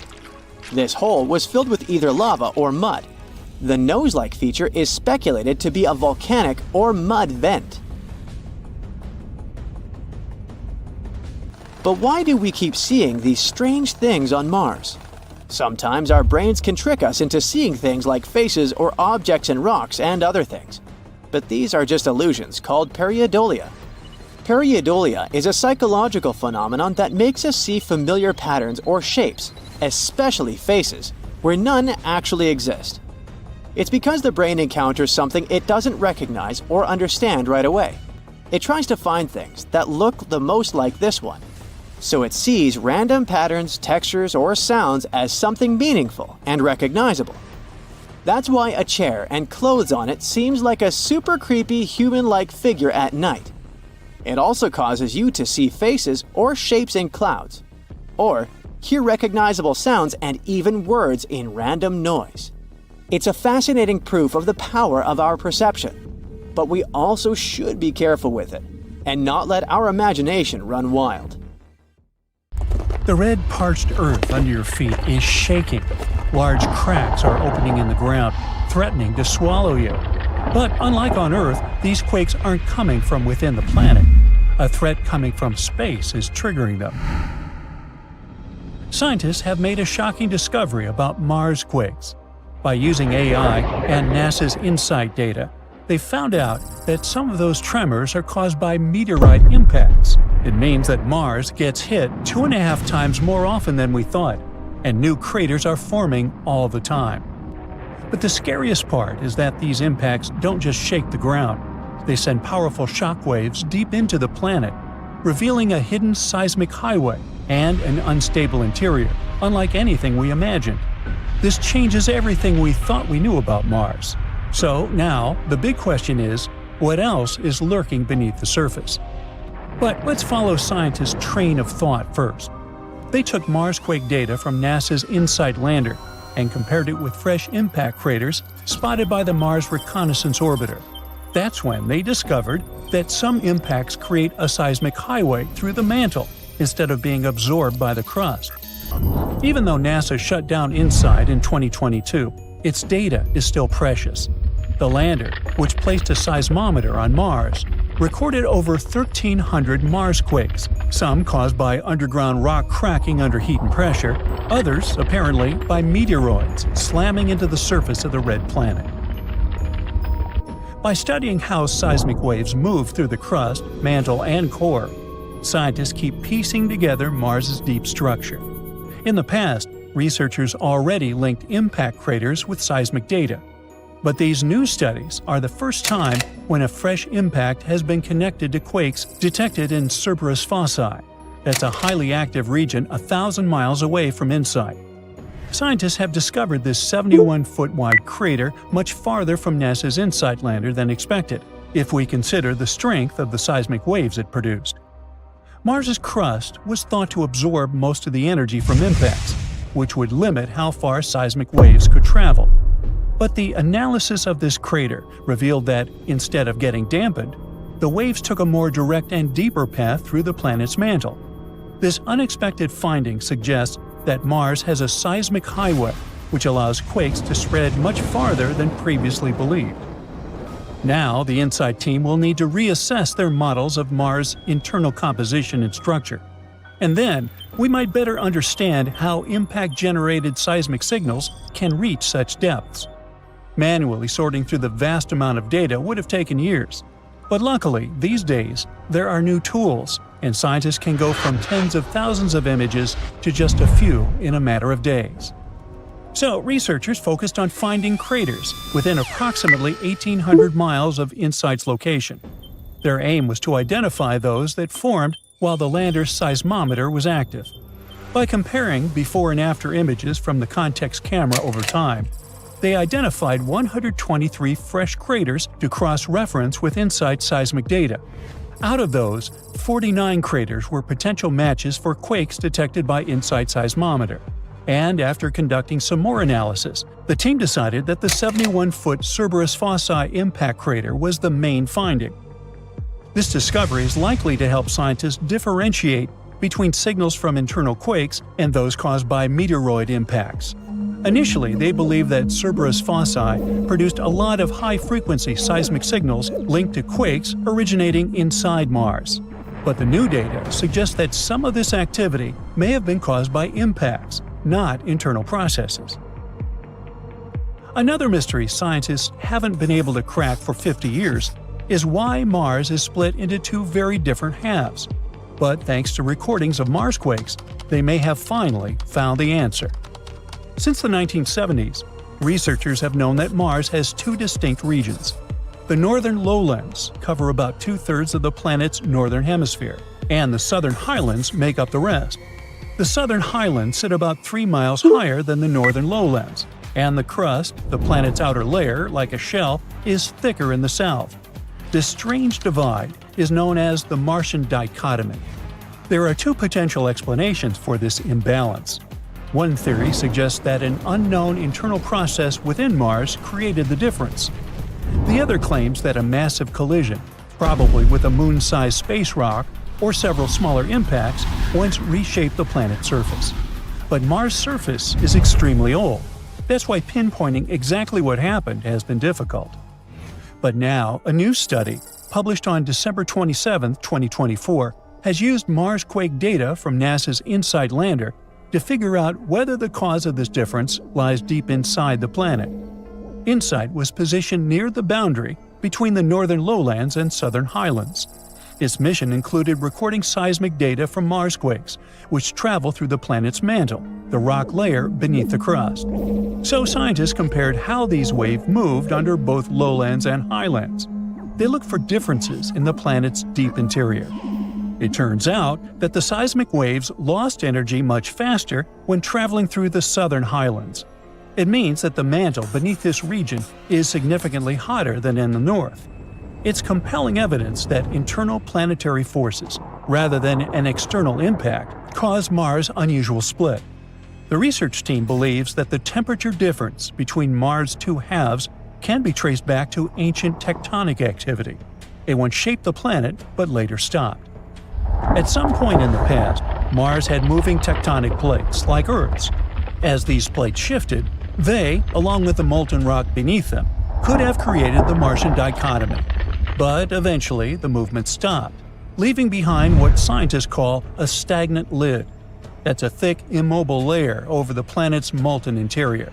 If this turns out to be true, it might mean that the mantle beneath the southern highlands is still pushing upward, while the mantle under the northern lowlands is sinking deeper toward the planet's core. This ongoing process could explain why Mars' crust is thicker in the south. At the same time, we can't completely rule out the idea that an external impact created the dichotomy. Some recent studies suggest that a giant collision could still be a possible explanation. To solve this mystery for good, scientists will need more Marsquake data and detailed models of how Mars originally formed. By the way, if you ever decide to visit Mars, you might come across the hero of our video today, the InSight lander itself. It was supposed to launch in March 2016, but a problem with one of its instruments caused a delay. It was a vacuum leak in the seismometer. NASA rescheduled the launch for May 2018, and the issue was fixed in the meantime. But this delay increased the total cost from $675 million to $830 million. Still, InSight successfully landed on Mars on November 26, 2018. But over time, dust built up on its solar panels, making it harder to recharge. The InSight lander runs on solar panels and batteries, but it needs occasional wind gusts, called cleaning events, to clear dust from the panels. Unfortunately, the place where InSight landed didn't get enough of these winds to keep the lander fully powered. By February 2021, during the Martian winter, thick dust had covered the panels, and they were only producing 27% of their full capacity. To save power, NASA started putting InSight into hibernation mode, shutting down instruments gradually to keep its electronics warm. They hoped better weather would allow the lander to recharge and wake up by July 2021. In May 2021, the team found a clever way to restore some power by using the lander's arm to move sand onto the panels, helping the wind clean off some of the dust. But eventually, InSight was only generating 1/10 of the power from the sunlight than it did right upon arrival. In July 2022, NASA put it in low power mode to keep detecting Marsquakes. The lander kept operating until December 2022.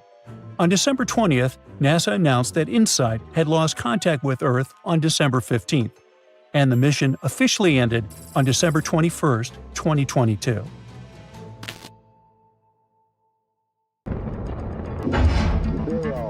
And we have liftoff off of Mars Global Surveyor as America begins its journey back to the Red Planet. There's a weird structure on Mars, a square. A near-perfect square standing alone in the endless red desert. And it looks too perfect, too precise to be anything but artificial. Nature's chaotic, and it rarely makes things look so deliberate. So the internet took one look at it and lost its mind, as the internet tends to do. The image spread like a virus on social media, igniting every conspiracy theory you can think of. Some were convinced it was proof that intelligent life had once tread upon the Martian sands. Well, let's dive in and sort it out. The image is real, and it's really old. The thing, not the picture. NASA's Mars Orbiter camera snapped it in 2001, capturing a tiny slice of Martian terrain, and there sat the square. Now, is that evidence for intelligent life? Well, Mars is an empty world now, a rust-colored desert. But once, long ago, It may have been something else entirely. A planet filled with roaring rivers, vast oceans, and thick clouds rolling across the sky. Now, in a world like that, life, if it ever had a chance, could have taken root. And there's a possibility it did. Scientists think that life could have existed on Mars in a short period from around 4.1 to 3 billion years ago. It could have started during the early era of Martian history, called the Noachian period, and lasted all the way to the late Hesperian period. Meanwhile, here on Earth, the first oceans were just forming. Life on our planet was just beginning, in the form of tiny bacteria in deep-sea hydrothermal vents. While Mars was already fully wet, on Earth, there were no plants or animals, just microscopic life trying to survive. So, Mars took the lead in the life game. It had a much thicker atmosphere, which could have trapped enough heat to keep water liquid. Valley networks, huge traces across the red landscape, show us the incredible story of rainfall, rivers, and lakes. Huge asteroids were still hitting Mars at the time, and they could have brought organic molecules with them. But if that's true, what happened and where did life go? A recent NASA study suggests that the answer is more complicated than we thought. Astronomers believe that something drastic happened to Mars, like boom, and its cozy climate was gone, its atmosphere thinned. Without a strong magnetic field like Earth's to protect it, solar radiation stripped away the air, leaving Mars cold and dry. The ocean simply evaporated. Some of the water escaped into space while the rest froze underground or became locked in polar ice caps. Today, all that remains is a ghostly memory, dry channels and salty mineral deposits. But it looks like the transition wasn't sudden at all. It was slow and gradual. The planet was changing from wet and warm to cold and dry over millions of years. In fact, Mars kept its ocean even after the temperatures dropped to freezing. Some parts of Mars, especially the northern lowlands, might have remained wet for many, many centuries. Shouldn't the water freeze when it gets below 32 degrees Fahrenheit? Well, yeah. But there are many reasons why this miracle happened, like Mars's thick atmosphere and warm water traveling through currents. And during that time we mentioned before, from Noachian to the late Hesperian, life could have found a way. Microbes on Earth thrive in some of the harshest places, beneath Antarctic ice, in deep sea vents, in toxic volcanic lakes. Hey, life doesn't care. So these times in Martian history would be amazing for it. But don't be mistaken, Mars was never a paradise. Even during its cozy times, it wasn't as lush and green as we might imagine. In its early days, Mars was something more extreme, something closer to the young Earth. During the Noachian period, it was warm yet wet. Then, the climate shifted into the Hesperian period. Oceans were stretching across the northern lowlands. Temperatures dropped, and snow piled high, forming massive glaciers in the south, transforming the planet into an icy world. Finding microscopic life at that time is possible, but an intelligent civilization? That's less likely. The square that went viral isn't evidence for intelligent life yet, and here's why. First things first, people freak out because nature doesn't make straight lines. But that's not really true. Actually, nature does it all the time. For example, here on Earth, we have the Giant's Causeway in Northern Ireland, a beautiful field of hexagonal basalt columns. These are completely natural. They're formed by volcanic activity. There's also the Devil's Tower in Wyoming. Hey, remember it from the Close Encounters movie in the 80s? That's a symmetrical rock formation, and it was created by erosion. However, if we looked at these things from space, they'd look artificial. So, what is the square? How about a fracture pattern in the rock or some terrain that's broken apart along straight lines due to stress? This happens on Earth all the time when rock expands and contracts over time. And on Mars, the surface is just constantly battered by meteors, winds, and extreme temperature shifts. No wonder rock would get stressed. What happens here is another case of Peridolia. It's our brain's favorite thing, to spot patterns in something random. Hey, we evolved like this. So sometimes we might look at natural objects and see insane stuff. faces on trees, animals and clouds, shapes, and so on. Besides, NASA has been photographing Mars for decades. We have high-resolution images of craters, mountains, valleys, riverbeds, everything. Wouldn't an ancient civilization leave us, well, something better than some square-like rock? Even though things erode over time, we'd find more signs, roads, foundations, artifacts, ruins, or at least something. Though, to be fair, we do see something. The square wouldn't be the first time Mars has played tricks on us. Over the years, we've spotted everything, from tunnels to carved faces, even Bigfoot. Or this doorway, for example, a perfectly cut rectangular opening. That's what people saw when NASA's Curiosity rover sent back an image of the East Cliffs on Mount Sharp. It's almost like an ancient passage leading deep into the surface. You just need to go in and find some fantastic underground base. Well, NASA decided to take a closer look at it. It turns out it's just 12 inches tall and 16 inches wide, the size of a dog door. That's because what we're looking at isn't a doorway, but an open fracture, a break in the rock that happens naturally over time. These kinds of cracks are extremely common, both on Earth and on Mars. They form when bedrock is stressed, expands, contracts, or gets eroded by wind and time. If you walk through a desert here on Earth, you'd see plenty of similar shapes. Canyons, cliffs, and even boulders have fractures that, from the right angle, might look like doorways. They're just not getting photographed by NASA. Also, the straightness of lines turns out to be just a trick of perspective. If you zoom out, you'll see that it's just one small break in a much bigger rock formation. Or the infamous Cydonia face. The photo was taken back in 1976 by NASA's Viking 1 orbiter when it was scanning Mars. In the region known as Cydonia, it captured what looked like a massive humanoid face, a rocky formation about 1.2 miles long. And this one face inspired books, documentaries, movies, and podcasts. But when NASA's Viking orbiters first took pictures of Cydonia, the cameras weren't super advanced. The image of the face had a low resolution and made the details fuzzy. NASA's later missions had far better cameras, and when Mars Global Surveyor revisited Cydonia in 2001, the truth was undeniable. The face was just a hill, a lumpy rock formation with ridges and depressions carved by wind and erosion.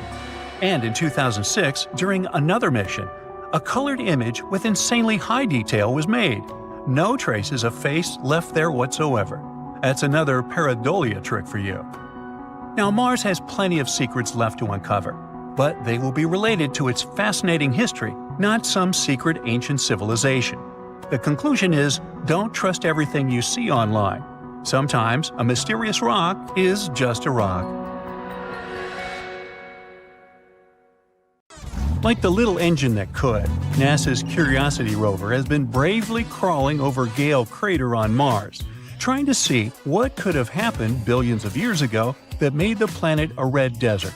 And it looks like it might have finally stumbled upon something. While life seems impossible on Mars now, eons ago, it may have been a world more like Earth, with a thick atmosphere, water, and maybe even life. And it seems things changed just recently. Studies show that just 3 billion years ago, the northern hemisphere of Mars might have hosted a stable ocean. On Earth, the Archean Eon was in full swing. Volcanoes were going crazy, and life was taking its first steps. Life was also perhaps taking its first steps on Mars. No, not a frozen wasteland like Antarctica, but in a body of water like an Earth ocean. And this Earth-like climate extended Mars's habitable period by about 500 million years more than we thought before. In other words, there was a 500 million years where it was exactly like Earth, with conditions just right for life to start forming. But then, something happened that changed things forever. The atmosphere thinned, Mars lost its oceans, and became the cold, desolate place we see today. It's been a mystery for a while, but now, Curiosity stumbled upon something interesting in the Gale Crater, a vast basin on the Martian surface where billions of years ago, water once flowed freely. It found carbonates, stuff that can tell us all about the ancient Martian climate. There are minerals that form when carbon dioxide, or CO2, dissolves in water, which means that, to create them, you need two things: a nice thick atmosphere and liquid water. Now on Earth, CO2 is super important because it helps trap heat from the sun in our atmosphere. This keeps our planet warm enough to support life.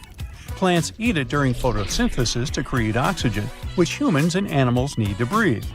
On Mars, the presence of CO2 shows that there really was some kind of climate system. When CO2 starts dissolving in water, it reacts with certain minerals in the ground, like calcium or magnesium, and creates carbonates. That's kind of how seashells form in oceans here on Earth.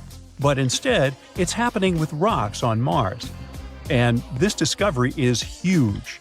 These carbonates act like fossils of the planet's ancient climate. They store information about what Mars was like long ago. By studying them, scientists can get a peek into Mars' past back in the day when water was present. They can tell us how the Martian atmosphere has changed over time, show whether the atmosphere was warm or cold, or if there was a lot of water around, and what happened to the planet in general. Luckily, Curiosity can study this stuff right there. It has the sample analysis at Mars and tunable laser spectrometer. Those are like Mars's forensic tools. The SAM is a mini lab on wheels, and it's capable of heating Martian rock samples to extreme temperatures. There are two ovens that can heat samples to about 1,800 degrees Fahrenheit. This intense heat causes rocks to release gases trapped inside, the ones that are like ancient fingerprints of Mars, atmosphere. Once they're released, the TLS analyzes them in detail, breaking them down to the tiniest parts. And what the scientists discovered blew away all our previous assumptions about Mars' habitability. Turns out, it's not just about Mars once being wet, but there was something that led to the gradual drying and cooling of the planet. In other words, Mars's water didn't just disappear. It evaporated quickly under extreme conditions. So, what happened to it? Astronomers produced two possible explanations. The first one says that Mars went through periods where it was sometimes wet and sometimes dry. The water didn't last a long time. It may have appeared in short bursts, with periods where it would dry up and then return. The second possibility is more intense.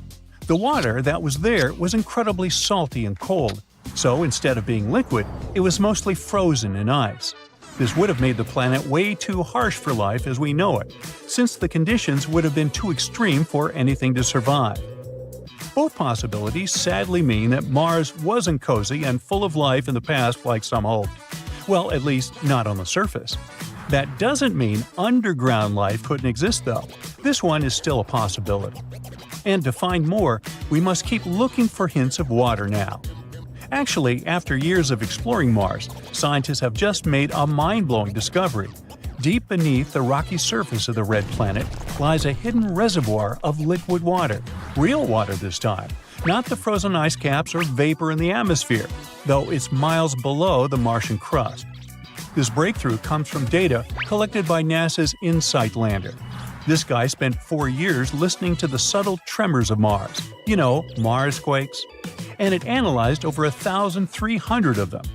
Thanks to this, scientists were able to map out how seismic waves move through the planet. And it revealed pockets of liquid water buried 6 to 12 miles underground. Not just one lake, but puddles. So they used the same methods we here on Earth use to find underground water, oil, and gas. And they were able to piece together the Martian underground system.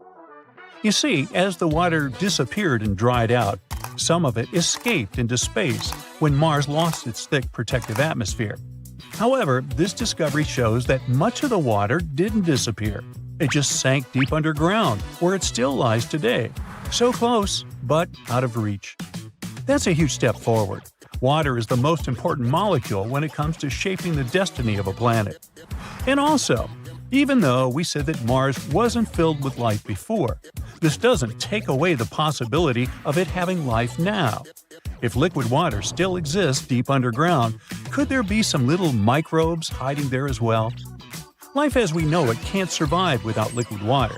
And now, with this, the idea of life on Mars has become more plausible than ever.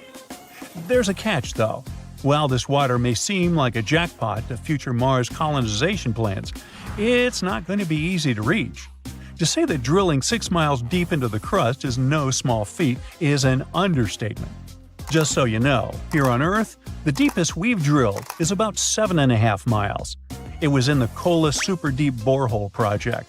And this project pushed current technology to its limits. Intense heat, pressure, equipment failures, you name it. With Mars, that would be even crazier. It has a much colder environment, extremely thin atmosphere, and lack of infrastructure. That would make any drilling mission extremely difficult. To reach water reservoirs buried so deep on Mars, we would need specialized drilling equipment that would somehow get delivered there. It should also be able to handle extreme cold, low pressure, and different gravity. Oh, and it should all operate remotely and preferably not break, all while it needs tons of energy. Yeah. Now, it's possible that we would only be able to do this in the future when we'll have automated systems or astronauts on Mars. That's not a quick task for even the most ambitious billionaires. So, for now, what these reservoirs hide is a mystery. But at least it's not the only one.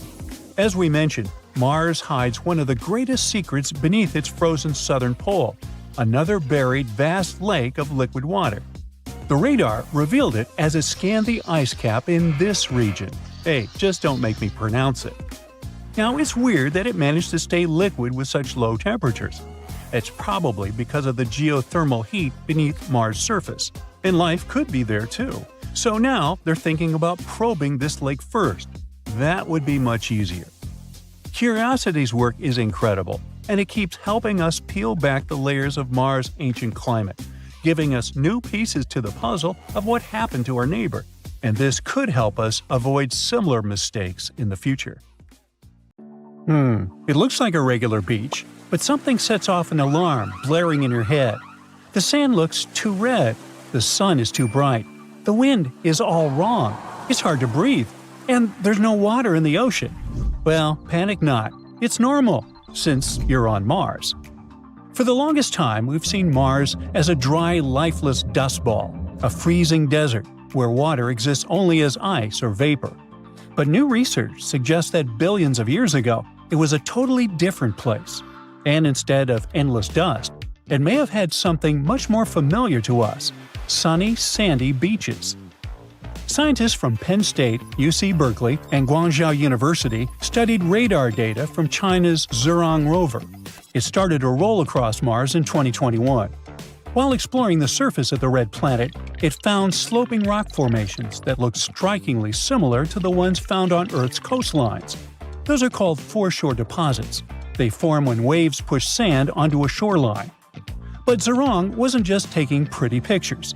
It also had ground-penetrating radar, a tool that allowed it to scan deep below the Martian surface as it traveled 1.2 miles between May 2021 and May 2022. And it found something pretty wild: layers of sediment sloping down at a 15-degree angle. This pattern is identical to the ones left behind by waves on Earth. And this wasn't from the wind, volcanoes, or anything else. It just looked like a real beach. And that's actually a big deal. Because if there were waves and tides, there must have been a large body of water. That means Mars may have once had just the right conditions for hosting life.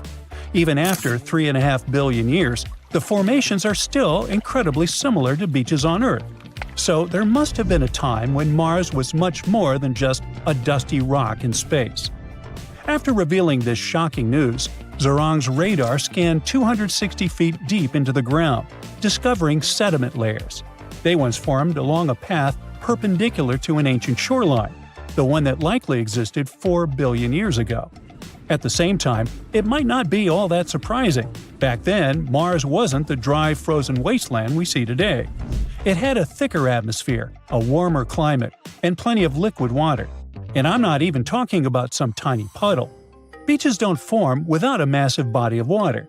For waves to shape the land like this, there had to be rivers flowing into a vast ocean.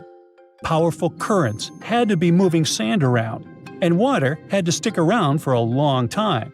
This couldn't be just a brief wet spell. It was a period where Mars was hydrologically active for millions of years. potentially being a place where life could have thrived. This discovery gives even more weight to one theory. It has been puzzling scientists since the 1970s. That's when NASA's Viking spacecraft snapped images of what looked like a shoreline wrapping around Mars's northern hemisphere. But there was a problem. The shoreline was all over the place, with elevations varying by up to 6 miles. Wow, which is nothing like our flat, mostly consistent shorelines we see on Earth. This difference made scientists doubt that a Martian ocean ever existed. For years, scientists have been trying to crack this mystery. In 2007, they suggested that Mars' rotation actually shifted billions of years ago. As the planet's massive Tharsis volcanic region grew, the planet's spin axis tilted, warping the surface. It could explain why the shoreline is so uneven today. In other words, what once was a flat and level landscape got distorted over time. Interestingly, Mars has been dropping hints about its watery past for years. Curiosity found ancient ripples in Gale Crater. There were signs of a long-gone lake. Perseverance is currently studying a fossilized river delta in Jezero Crater. Now, with Zhurong's evidence of an ancient ocean, it all comes together. Small lakes? Check. Rivers? Check. A massive ocean covering the northern lowlands? Quite possibly. Zhurong's mission wrapped up in May 2022 after dust blocked its solar panels. But future missions could still explore those ancient shoreline deposits. Scientists might send new missions to drill deeper into the ground to retrieve samples. Or we could use better radar to map Mars' subsurface in more detail. There's a real hope to excavate those areas in the future and find even more clues about Mars' past. At the same time, NASA's Perseverance rover is already working hard in Jezero Crater collecting samples. Scientists hope that it will bring them back to Earth in the 2030s. While those won't include samples from the ancient ocean, they could still help us find out more about Mars's wetter history. For now, the discovery of ancient beaches on Mars gives us a peek into a time when the planet might have looked a lot more like Earth, with water, waves, and rivers. Now let's speak about the Perseverance rover that's still working on Mars in more detail. It has a special drill on its arm and uses it to scrape off the dust and top layers of rock, making small 2-inch wide circles in Jezero Crater. Once, one of its cameras took a close-up photo, and the image showed that the rock wasn't smooth. It was made of tiny interlocking crystals. The rover used 2 special tools to analyze the rock's chemistry. The results confirmed that the rock, named Rochette, was volcanic.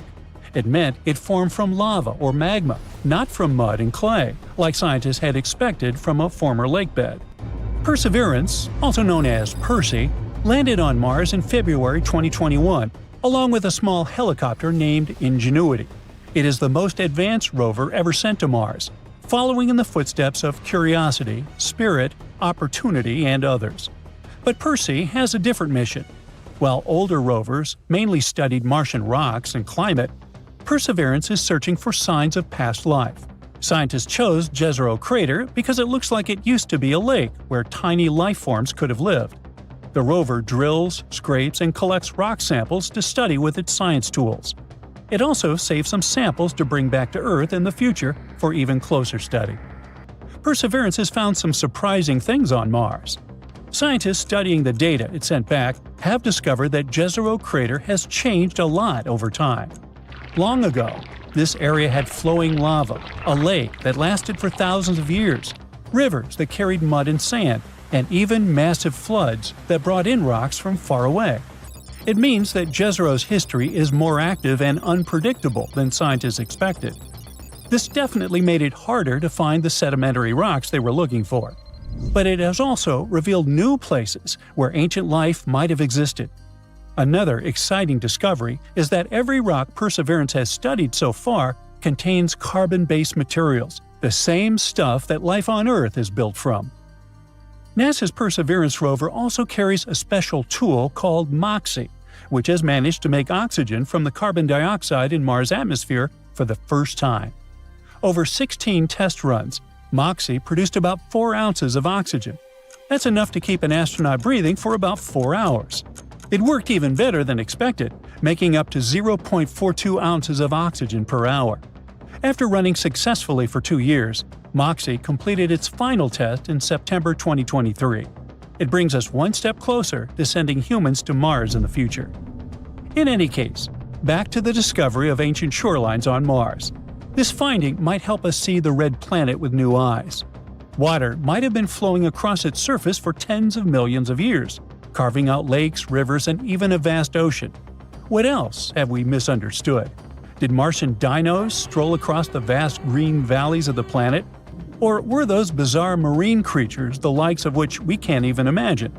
Well, we don't know yet, but one thing is very likely. Mars had an era of warmth, water, and maybe life. New research suggests that Mars might have all the necessary conditions for the appearance of life. Does it mean aliens could be already waiting for us on the red planet? Let's figure it out. On Mars, there are just the right conditions for photosynthesis beneath dusty ice layers in its mid-latitudes. And photosynthesis, the process used by plants, algae, and cyanobacteria to turn light into chemical energy, requires water and sunlight. On Mars, a thick layer of ice might filter out harmful solar radiation while letting enough light through to enable photosynthesis, creating what researchers call radiative habitable zones. This doesn't mean that, at the moment, life exists or has ever existed on Mars. At the same time, the findings give scientists clues about where to search for potential signs of life. Both Earth and Mars lie within the Sun's habitable zone, where temperatures can support liquid water. But while our planet's surface is covered with huge oceans, Mars appears dry and desolate. Yet evidence from NASA missions like Curiosity and Perseverance suggests it wasn't always this way. Ancient lakebeds and river channels show that water flowed on Mars billions of years ago. Today, water exists on Mars primarily as ice, often in surprising locations. Scientists believe Mars lost its liquid water when its magnetic field faded, which led to its atmosphere getting stripped away by solar winds. With little atmosphere left to trap heat, water vapor escaped into space, leaving the surface cold and dry. Without an ozone layer, Mars also faces intense ultraviolet radiation, which destroys the complex molecules essential for life. Mars gets about 30% more harmful UV radiation than Earth. But dusty ice layers could shield potential habitats from this radiation while still letting in enough sunlight for photosynthesis. Using computer simulations, researchers found that dust within Martian ice could cause it to melt from below, forming thin layers of liquid water. These pockets could be shielded from evaporation by the overlying ice, creating the two essential ingredients for photosynthesis: water and sunlight. Past studies also suggest that even small amounts of dust, less than 1%, in dense Martian snow, can enable melting in mid-latitudes. Observations of exposed dusty ice near Martian gullies also support the idea that these conditions could form shallow liquid water layers under the surface. At the same time, the amount of dust in the ice plays a critical role. Ice with too much dust blocks sunlight, while ice with just the right amount, from 0.01 to 0.1%, can create habitable zones at depths of 2 to 15 inches. Cleaner ice could allow these zones to form deeper, between 7 and 10 feet. As for Mars's polar regions, even though they're rich in ice, they are likely too cold for this melting to occur, making mid-latitudes a more promising target.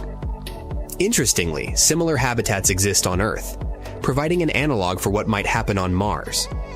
On Earth, cryoconite holes form when dust and sediment heat ice surfaces, melting them enough to create pockets of liquid water beneath.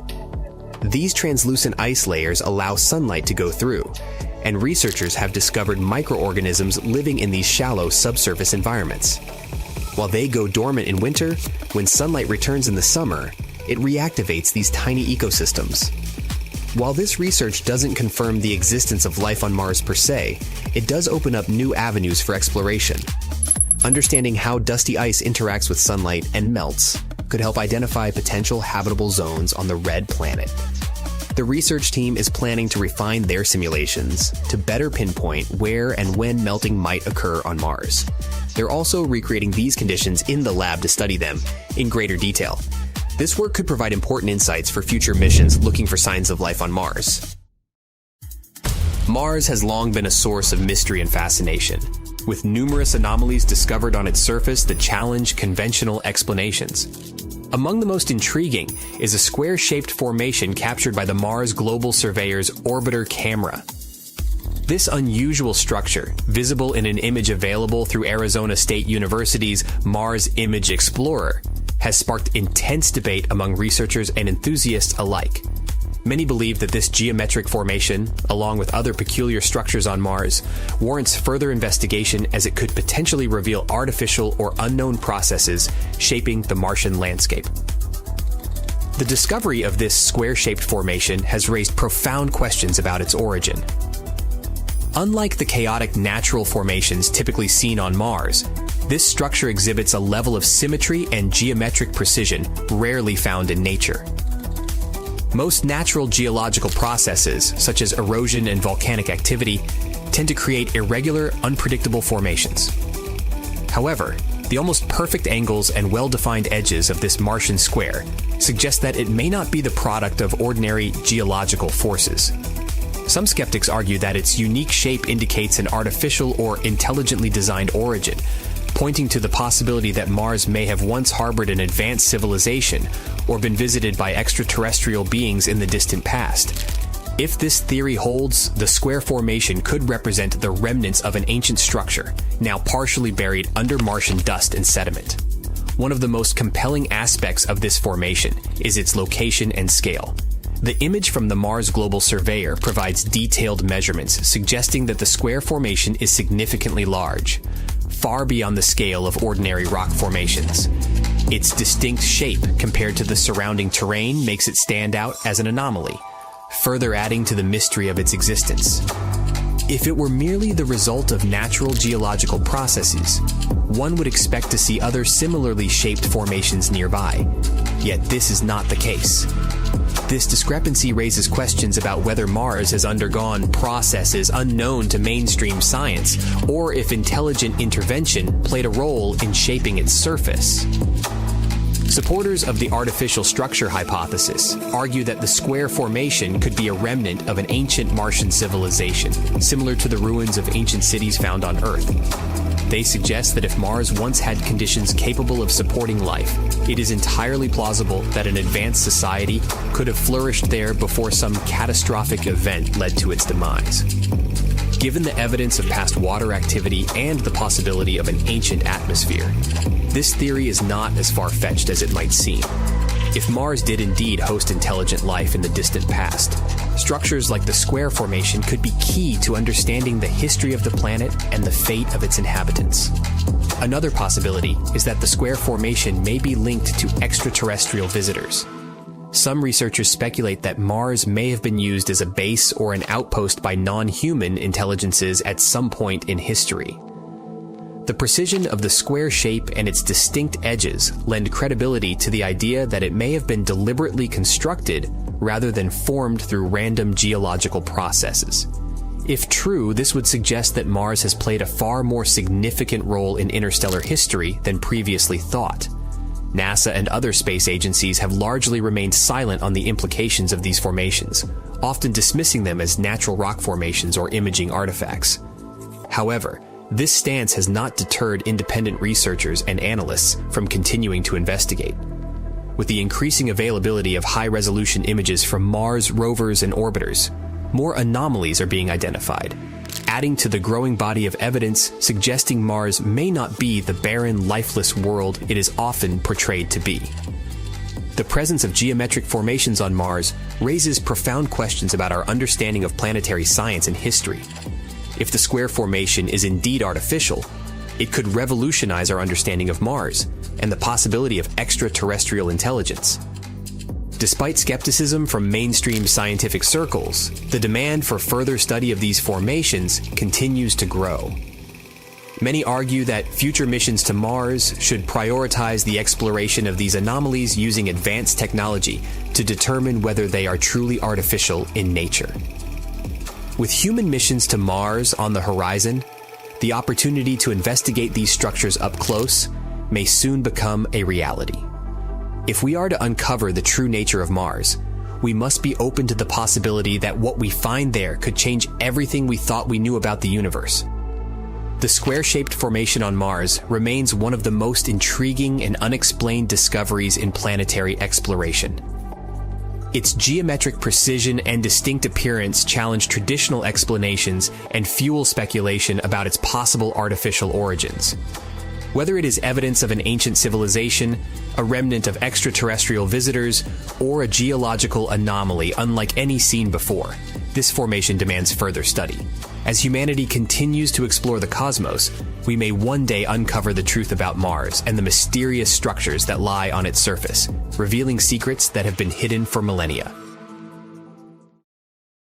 You must have heard that humans were supposed to fly to Mars within the next 10 to 20 years, but now the mission seems to be at risk. A new study has revealed the dramatic effects that such a journey can have on the human body, and because of that, the entire plan is now at risk. Samples from over 40 missions, which involve both mice and humans, have shown that the conditions in space are likely to have an even more negative influence on our bodies than we thought. Both NASA and SpaceX are planning to send crewed missions to Mars in the coming decades, but new findings might put an end to these projects. Researchers at University College London have discovered that microgravity and galactic radiation in space cause serious health risks, and they become more and more pressing the longer someone is exposed to these conditions. Surprisingly, the body part at the highest risk is the kidneys. The research has shown that after less than a month in space, some parts of the kidneys show visible signs of shrinking. So before we go all the way to Mars, we'll need to develop measures to protect the kidneys and other parts of the body. This will allow astronauts who will take part of this mission to avoid irreversible damage to their health, which in turn means that future missions to Mars haven't been completely ruled out yet. The author of the study, Dr. Keith Sue, mentioned that they already knew about the issues that astronauts had after short space missions, like kidney stones for example, but they still don't know why such problems occur or what is going to happen to astronauts on much longer space flights, such as the planned mission to Mars. If they don't manage to develop new methods to protect the kidneys, astronauts who will eventually reach the Red Planet might need serious kidney treatment already on their way back. Unfortunately, the effects of radiation damage on kidneys appear pretty late. By the time they become apparent, it might be too late to prevent a kidney failure. This can be catastrophic, not only for the astronauts, but also for the entire mission's chances of success. Meanwhile, an astronaut on Mars is likely to receive up to 700 more daily radiation doses than those we get on our home planet. The Earth's magnetic field and atmosphere protect people from the non-stop bombardment of cosmic rays. These energetic particles travel close to the speed of light and can easily penetrate the human body. In space, astronauts aren't protected against this radiation as effectively as on Earth, which can increase the risk of many serious health issues during long missions. Damage to the human body can extend to the brain, heart, eyes, and central nervous system. Physicists studying cosmic radiation explain that one day in space is equivalent to the amount of radiation one receives on Earth for a whole year. Moreover, most of the changes in the genes of the astronauts are likely to be the result of radiation exposure. That's what a recent NASA's twin study claims. It has shown DNA damage in astronaut Scott Kelly compared to his identical twin and fellow astronaut Mark Kelly, who remained on our planet. Another source of space radiation are the unpredictable solar particle events. They deliver high doses of radiation in short periods of time, which can lead to radiation sickness if astronauts don't take special protective measures. Even space flights orbiting close to the Earth, including the International Space Station, have highly adverse health effects. These days, research communities are focused on musculoskeletal, neurological, ocular, and cardiovascular degeneration, and these issues can appear as soon as a few weeks into a mission. At the same time, the effects of low Earth orbit flights are less clear when we talk about other organs. More research is definitely needed. How about a mysterious object that used to orbit between Mars and Jupiter? At one point in the early days of the solar system, it was destroyed by some catastrophic event. This space body is called Phaeton, and this planet is totally hypothetical. But some people believe that the debris the planet left behind could have formed the asteroid belt. If you like this kind of content, please give it a non-hypothetical like and subscribe. Your support is very important to us. Thank you. Now, at the start of the 19th century, people hadn't discovered the asteroid belt yet. But in 1801, one astronomer spotted the largest asteroid in our solar system, Ceres. At that time, it was believed that a planet was orbiting between Mars and Jupiter, and Ceres seemed to be a suitable candidate.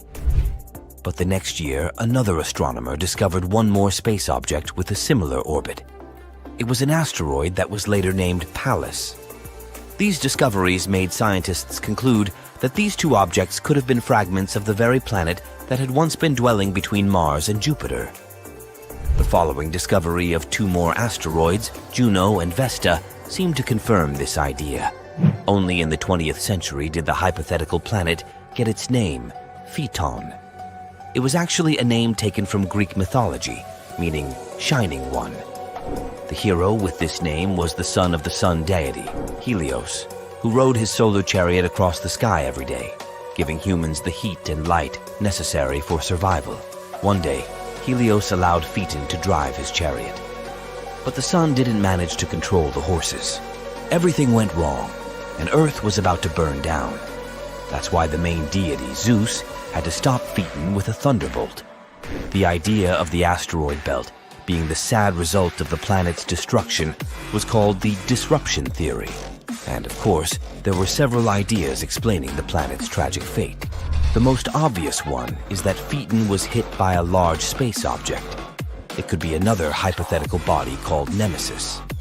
Some people believe that it's our sun's companion star.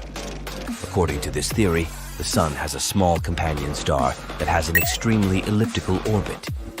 This orbit periodically brings it close to the Oort Cloud, a large sphere of icy objects surrounding the sun. This, in turn, causes a lot of mess. It might be the reason why this hypothetical companion star was also nicknamed the Death Star. It might be a red or brown dwarf. But whatever it is at the furthest point of its orbit, it's believed to be about 1.5 light-years away. The search for this star has been in progress for decades, but no one has succeeded in locating this elusive and potentially non-existent space object. Anyway, back to Phaeton. Another theory claims that the planet could have suffered some internal cataclysm which tore it apart. But these days, the disruption theory has fallen out of favor. It was replaced by the accretion theory.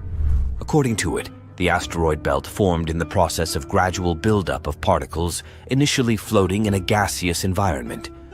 With time, they came together to create larger masses. Gravity pulled on these particles, encouraging them to stay together and form planetesimals, tiny planet-like bodies that later form real planets. Planetesimals kept colliding with one another, eventually developing into protoplanets. Such protoplanets grow until they form planetary bodies. As the mass of objects increases, the gravitational forces acting between particles become stronger too, continuing to build gas, dust, and ice within the nebular disk.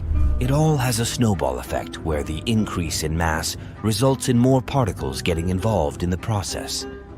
Eventually, there's no building material left, and large space objects float in the darkness of space. Now, many experts think that the asteroid belt is the remains of the protoplanetary disk which had once been orbiting the sun before the planets formed. Unfortunately, it never had a chance to coalesce into a planet because Jupiter's gravitational effect prevented it from happening. In any case, even though Phaeton's was a good story, it's not popular anymore. It's 2065, and you're standing on the moon's dusty surface, working away on the latest array of solar panels to help fuel the local town's energy grid. Suddenly, the surface begins to shake. Is this a moonquake? Or are those moon-born teenagers having a party in the town hall again? You look up at Earth. You're so used to it, you barely even notice it anymore. But now, it looks different. It takes you a few moments to work out why. It appears to be shrinking. You begin to panic. The Earth is moving away. The ground rumbles again, and you work out what's happening. The Earth isn't moving, but what you're standing on is. The moon has broken off its orbit and it's heading out into deep space. Destination unknown. The strange thing is, it's happening right now, and has been for a very long time. It's even affecting how long our days are. Eventually, it will pull away altogether and dramatically affect our planet's oceans. To explore what will happen, let's go back a little, to put it all into perspective. The moon has been hanging around us, literally, for 4.51 billion years. There are a few theories as to how the moon came into being. The main one is that it formed when a large object smashed into the young Earth. The early solar system was a chaotic place. A number of stellar bodies were created that didn't make it into a full planet. One of these bodies, as large as Mars, smashed into Earth, throwing huge chunks of our planet's crust into space. Gravity took over and tied these separate elements together. This explains why the Moon is made of lighter particles than we find here on Earth. Billions of years later, and we're more than used to having the Moon with us. It affects so much of our everyday life. The obvious one is tidal motion. The gravitational pull or tidal force that the Moon exerts on our planet creates the tides. This force causes all of the water on the Earth's surface that's closest to the Moon to bulge out to one side. A very short explanation is that it pushes in from the top of our planet and also the bottom, while pushing out from the sides at the same time. The Earth also has an effect on the Moon, which we'll get into in a minute. But it appears that the Moon might not like our company as much as we might think. It's slowly drifting away from us, even as we speak. The Moon can seem small or large depending on the lunar cycle, but in actuality, it's just over a quarter or 27% of the size of Earth. The diameter of the Moon's orbit around us is nearly 477,213 miles, but this diameter is increasing by 1.5 inches every year, which of course means that it's moving away by a factor of 1.5 inches each year. To help explain why we have to analyze our relationship to the Moon a bit more closely, both celestial bodies are tidally locked. We are synced up in such a way that we always see the same side of the Moon. The hemisphere that we never see is often referred to as the dark side, but that's not quite right. As the Moon orbits Earth, different parts are in sunlight or darkness at varying times. This change in illumination is the Moon going through its various phases. The tidal forces not only affect our oceans, but the body of the Earth too. Because the Earth is more rigid in structure than water, the tides on more solid matter, like the Earth's crust, have a much smaller effect. The tidal forces are interdependent. The gravitational field of the Earth will also apply tides in the body of the Moon. Again, because we're not talking about fluid, the effect is very small, but it's there. This interchange of tides is quite complex. Interiors of both bodies are heated by these tides, just as the force applied to any object can create friction or its own heat. Take the planet Jupiter, for example, and its moon, Io. The tidal forces of the giant planet are so huge that the surface of Io, which is solid, is raised and lowered several hundred feet in each rotational period. The heat generated means that the interior of Io is most likely molten. As a result, the surface of Io is covered with active volcanoes. It's one of the most geologically chaotic places in our solar system. Despite its heat, it's definitely not the place to take the family for a summer holiday. Back to Earth. Our planet rotates on its axis once every 24 hours, and the Moon performs one revolution around us in 27.3 days. The bulge on Earth actually speeds up the Moon. The Earth pulls the Moon ahead in its orbit. In other words, the Earth's bulge increases the radius of the Moon's orbit around us. While this is happening, the Moon pulls back on the tidal bulge of the Earth, slowing its rotational speed, though just a fraction. A very small fraction. This means that 100 years from now, a day on Earth will be 2 milliseconds longer than it is right now. Blink and you'll miss it. Literally. In addition, since the Earth is larger, the gravitational pull is stronger, causing the Moon to speed up slowly. As time passes, its orbit will become bigger and bigger. This takes us back to that measurement of 1.5 inches. It may not seem like a lot, but over a period of time, this measurement becomes significant. Let's jump forwards billions of years from now, where we see that the Moon's orbit is so big that it does leave the pleasure of our company permanently. What happens to our oceans then? You've already guessed it. the tides will cease to be. That will make for very calm seas for any boat trips. That's if there are any humans left in, 50 billion years. Before that time, because of the tidal locking slowing down the Earth's rotational speed, it's possible that the Earth will slow down enough to permanently face the Moon. In turn, it may prevent the Moon from moving away from us. Imagine the effect on our planet if we stop rotating. One half will always be in darkness, the other in light. That'll play havoc on our seasons and the natural life. While it sounds dramatic, and the loss of tides would be a significant phenomenon, there are other more serious things to worry about occurring before then. In a tenth of that time, 5 billion years, our Sun will likely consume both the Moon and the Earth. Yep, our Sun is going to have a galaxy-sized party, the likes of which our solar system has never seen, and everyone's invited.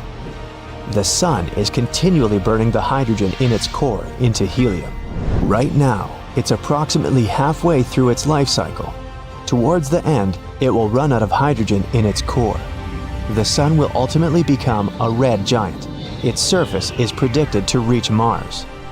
That's when gravitational forces will take over. The Earth will be dragged into this new Sun and disintegrate. The Sun gets 10% brighter every billion years. So long before the planet is totally destroyed, the heat will have melted any ice and fried almost everything living. All of our oceans will have dried up too. So, while the planet has a 5 billion year life cycle yet, everything living on it may only have a billion. To recap, the Moon may move from the Earth, but the Sun will have wiped out both long before the tides are halted. Let's steer away from that hot object and return to that sibling-like relationship of the Moon and Earth. The fact that the Moon has the same rotational period as the orbital period of both the Earth and the Moon is no coincidence. Over billions of years, the tidal coupling of the two has led to the synchronization we know today, and yet it's still evolving. The Earth is slowing its rotational period. Eventually, it will match that of the Moon, and they will be exact. And as I mentioned before, the days on Earth will become longer as well, by 2 milliseconds every century. To have a significant impact, it will take many thousands of years. However, it's nice to think that both the Earth and the Moon affect each other in many powerful and beneficial ways. It's almost like they're simply hanging out together, like a couple of old intergalactic buddies. Under your feet, the Moon is pulsing. You feel danger with every pore of your body. The lifeless satellite, or so you thought, stays still for a second before knocking you down to the ground with a powerful tremor. Is it a moonquake? For years, scientists believed the Moon was completely inactive, but the newest evidence seems to suggest that this idea is totally wrong. Researchers from the University of Maryland have recently discovered 266 mysterious ridges on the far side of the Moon. And these ridges likely point to recent geological activity. So, are we really talking moonquakes? Well, kind of. The ridges are located in volcanic regions that formed 3.2 to 3.6 billion years ago, but they appear much younger than expected. Typically found in clusters of 10 to 40, they're often located in areas where the Moon's surface is structurally weaker. Now, when astronomers speak about recent, don't take their words literally. They don't mean last year or even decade. Most models scientists created suggested that the Moon's geological activity ended 2.5 to 3 billion years ago. But the new information hints at the possibility that these formations have been active within the last billion years. Some of the smaller ridges seem to have formed as recently as 200 million years ago, and that is considered relatively young on the Moon's timescale. It means that the Moon may still be experiencing geological changes today. These discoveries kinda challenge our understanding of the Moon's history and evolution. But how did scientists come to these conclusions anyway? Researchers from the University of Maryland and the Smithsonian Institution used crater counting to estimate the age of lunar ridges. It works like this. Surfaces with fewer craters are younger, and the more craters some region has, the older it is.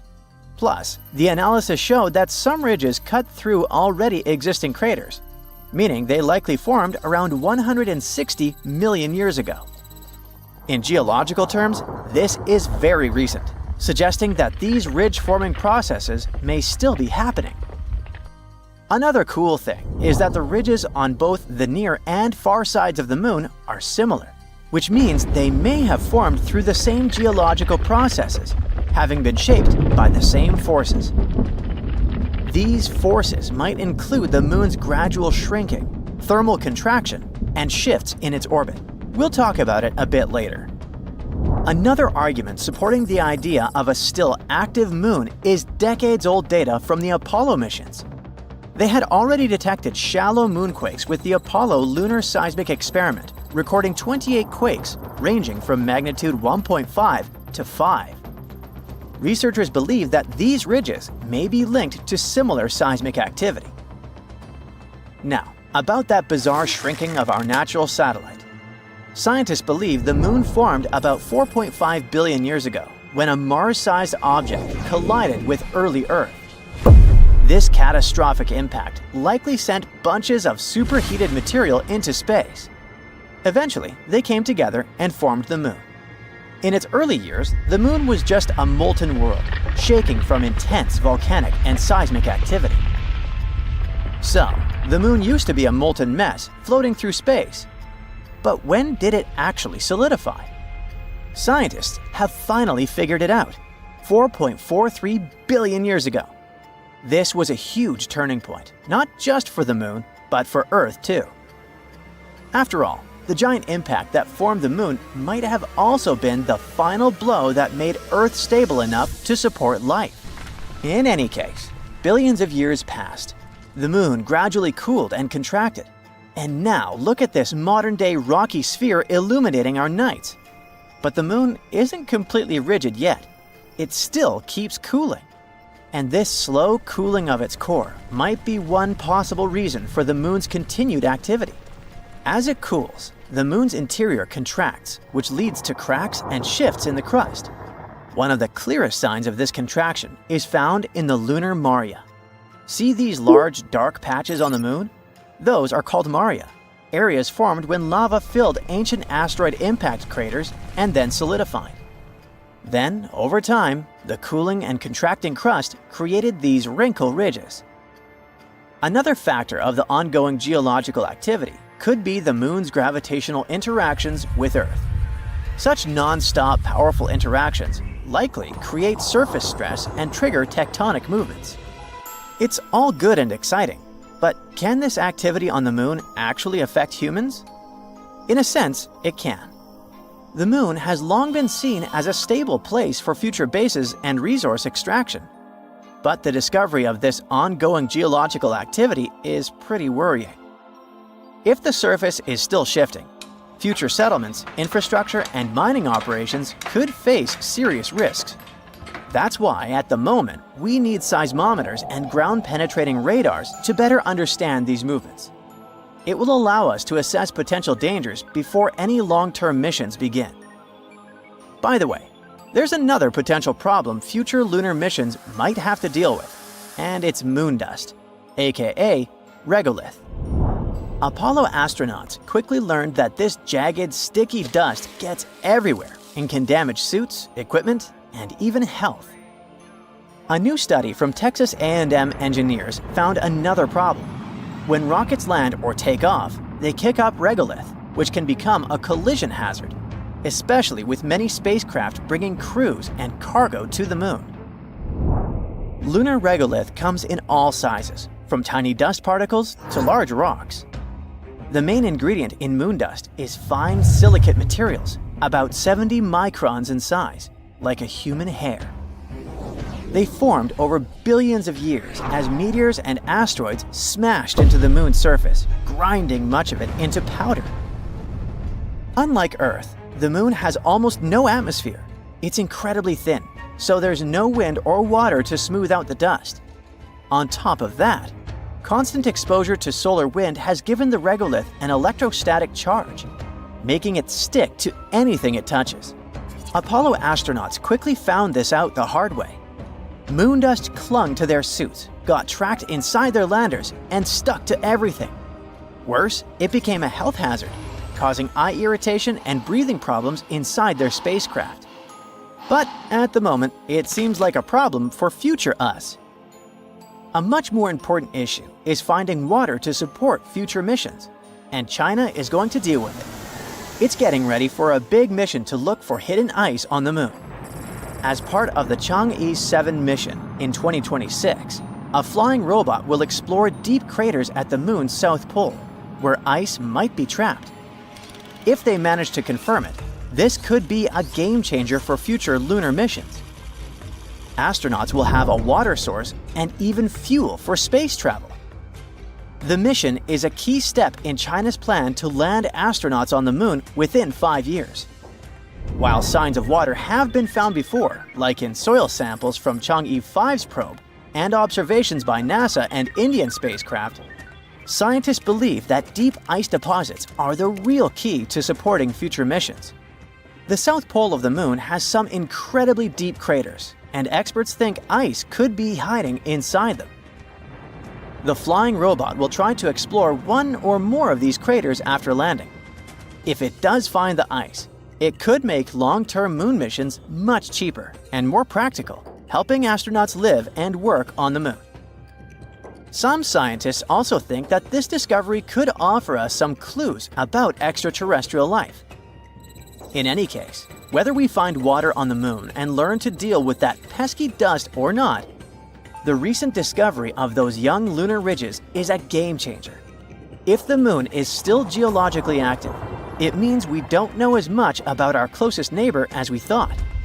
What else could the moon be hiding? Are we really prepared for the idea that this lifeless satellite might actually be more dynamic than we imagined? Future missions, which might not be as safe as we once believed, will probably show.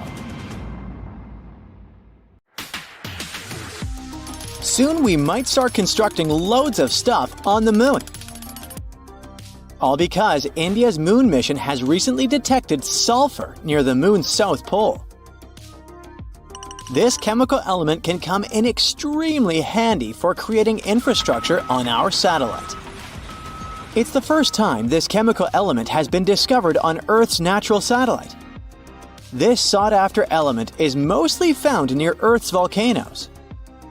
Its appearance on the moon speaks volumes about the satellite's volcanic history and its past atmospheric conditions. The mission's rover detected this chemical element less than a week after touching down around 70 degrees from the moon's south pole on the 23rd of August, 2023. This historic landing on the lunar surface made India the 4th country to safely land a mission on the moon. It's also the first spacecraft to touch down so close to the south pole of our satellite. It's an area of strategic importance because it's believed to be home to deposits of water ice. If it turns out to be true, future missions might be able to harvest it and turn this water ice into drinking water or even rocket fuel. For 2 weeks, the lander carried out the data collection, mainly focused on the analysis of the moon's soil and its extremely thin atmosphere. Meanwhile, the solar-powered Pragyan rover started its quest to find frozen water on the moon. As for the lander, it demonstrated another amazing feat on the 3rd of September. The spacecraft fired up its engines and lifted itself for about 16 inches into the air.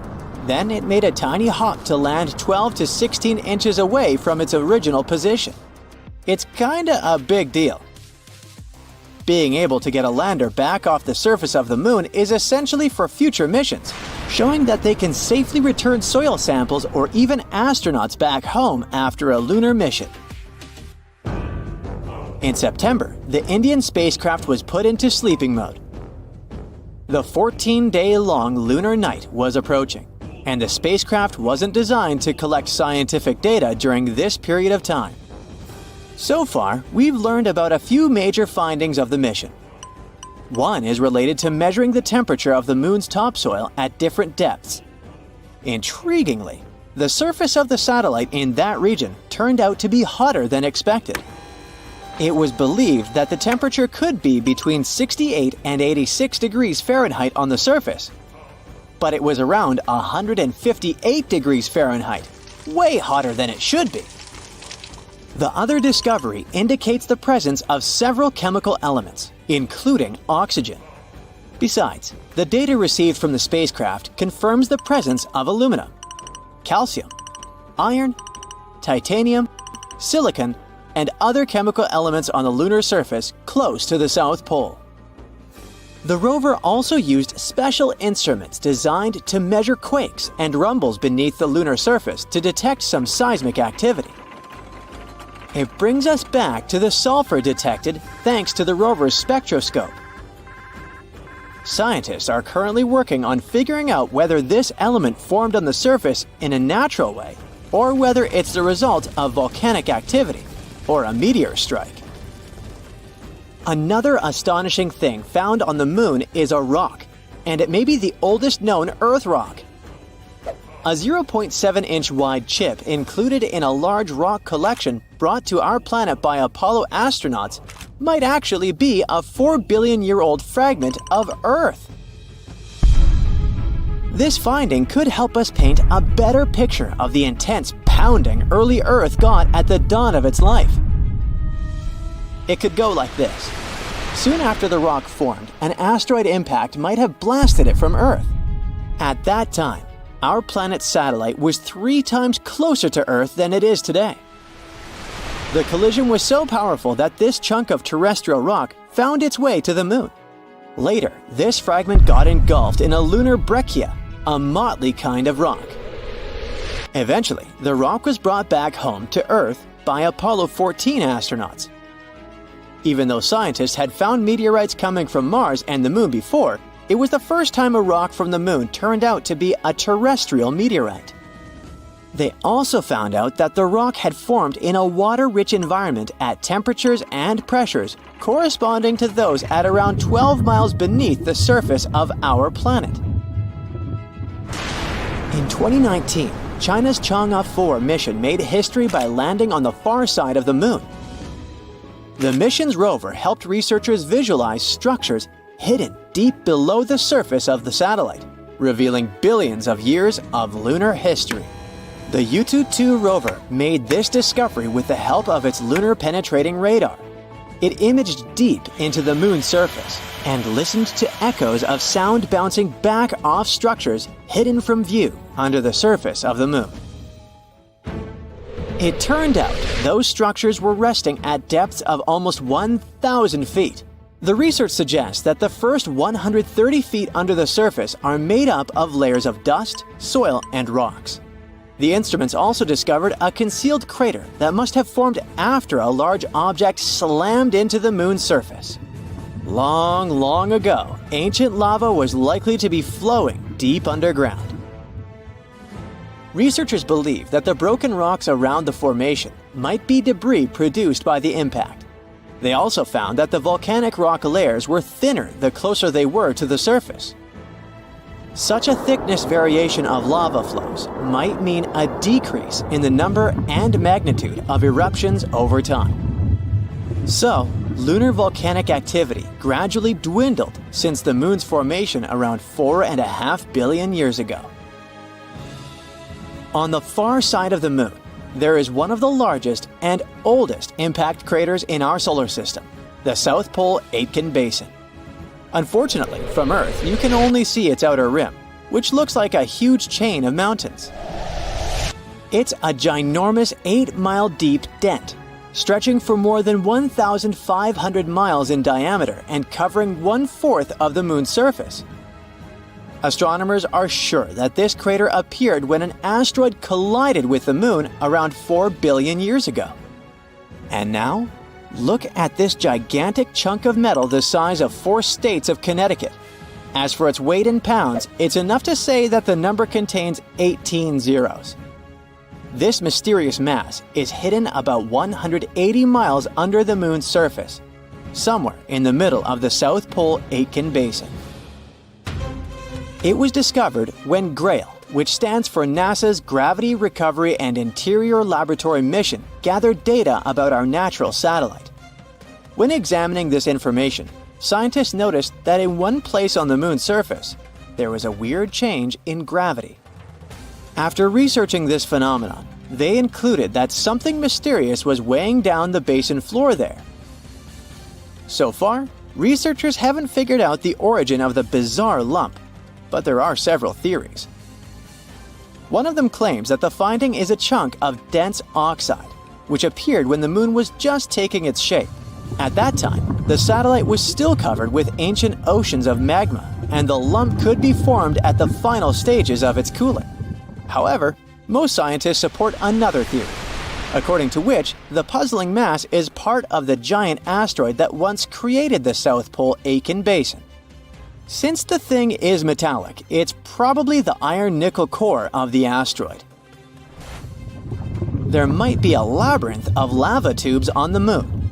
Not so long ago, astronomers received the results of underground topography and discovered a massive cave under the surface of Earth's satellite. It could be the result of the lunar volcanic activity that happened more than 3 billion years ago. Streams of lava hardened, creating a thick, hard crust on the outside. But inside, it kept flowing, melting the rock and creating tunnels and caves. Numerous small pits in the Moon's surface discovered by NASA seem to be the openings to such lava tubes. If this theory is confirmed, the underground tunnels might serve not only as a convenient location for human-crewed space missions, but also as much-needed water sources for astronauts. It's been decades since the last manned moon landing, Apollo 17, which happened in December 1972. Isn't it time we thought about going back to our dusty satellite, and maybe even staying there? NASA has made a promise on this subject. They're preparing to send astronauts on the Moon again, perhaps by 2025. This will all happen through a program called Artemis. It's also going to include the first woman ever to experience the lunar surface. Now you might ask, why haven't we done this already? One former NASA administrator said something interesting on the subject. It's not because of scientific or technological issues. Problem was that the potential projects took too long and were just too costly. You see, space travel, especially when it involves humans, isn't easy on the pockets. It's true that, in recent years, NASA had budgets of billions of dollars. Sure sounds like enough money, right? Well, not when you check out their to-do list. That's because they have to consider everything. From telescopes and giant rocket projects to missions also targeting the Sun, Jupiter, Mars, and beyond. When you look at it this way, NASA needs to be very good at budgeting to achieve all those goals. It's not just because of finances, though. The Moon itself is quite problematic. It poses real dangers that cannot be taken lightly. For starters, its surface is filled with craters and boulders that aren't easy to land on. Then, there is the moon dust, or regolith, if you'd like to call it by its scientific name. It was created over many years by meteorite impacts. It's extremely harsh and sticks to everything. It can potentially damage spacesuits, vehicles, and systems quite quickly. Also, dealing with the lunar habitat isn't a walk in the park either. The Moon has no protective atmosphere. What this means is that for 14 days at a time, the lunar surface is faced with harsh rays from the Sun. That period is followed by another 2 weeks of total darkness. All these changes create extreme temperatures, which us humans are not really accustomed to. There are solutions, don't worry. NASA is working on dust and sun-resistant spacesuits and vehicles. They're even developing a system that might supply electricity during those lunar nights. What's even more interesting about this system is it could come in handy on Mars too, once we get there. NASA also needs to draw in really smart people for its projects. Think about it. The average age of the people working for the mission control for Apollo 13 was just 26 years old. And these people had already been part of numerous missions by that time, which means they'd had considerable experience from a very young age. But here's where other individuals can help too. In recent years, it wasn't just NASA who's been working tirelessly to revolutionize space travel. There are many successful people out there with enough resources to join in on these efforts. Some are developing new types of rockets that can land on the moon too. In total, NASA landed 12 people on our satellite. It's definitely one of the most awesome moments in its history, if not the best. And those astronauts did amazing things up there. They brought back rocks, took snapshots, did science experiments, and even left flags behind. These were all important moments of the Apollo missions. But they weren't meant to create a safe place for humans on the moon. Scientists have had this idea of a lunar space station for a long time now. It's only logical. After all, it's just a 3-day trip from Earth. It means we can, technically, afford to make little mistakes here and there, without messing up the whole project. Plus, we'd learn so much before venturing even further into space. A moon base could provide fuel for deep space missions. We could also build telescopes up there and launch them way easier in space. It could also help us in another important project: figure out how to make Mars habitable too. Not to mention, a lunar space station would help us learn more about the moon's origin. Who knows, it could even bring in some money because of all that fun, exciting lunar tourism. Either way, the Apollo moon program took a lot of work. For starters, let's look at the sheer number of people involved. Around 400,000, from every corner of the states. Not everything was picture perfect, tough. There were two main unfortunate events. Firstly, a fire mishap at the launch pad of Apollo 1. Secondly, an oxygen tank decided to throw a tantrum on Apollo 13, causing severe issues mid-mission. An important part of the project was Saturn V. It is to this day the most powerful rocket flown successfully, being 36 stories high. Still finding it hard to picture? This rocket stood twice as tall as Niagara Falls. Thanks to Saturn V, NASA successfully completed 13 missions. This included chauffeuring 24 astronauts towards the moon, with half of them even having a little walk on its surface. The existing rockets and space shuttles can't go beyond low Earth orbit. In simpler terms, they can't reach the moon with all the gadgets astronauts need to thrive. Current space vehicles are just not capable of carrying that load, at least not since the Apollo missions happened.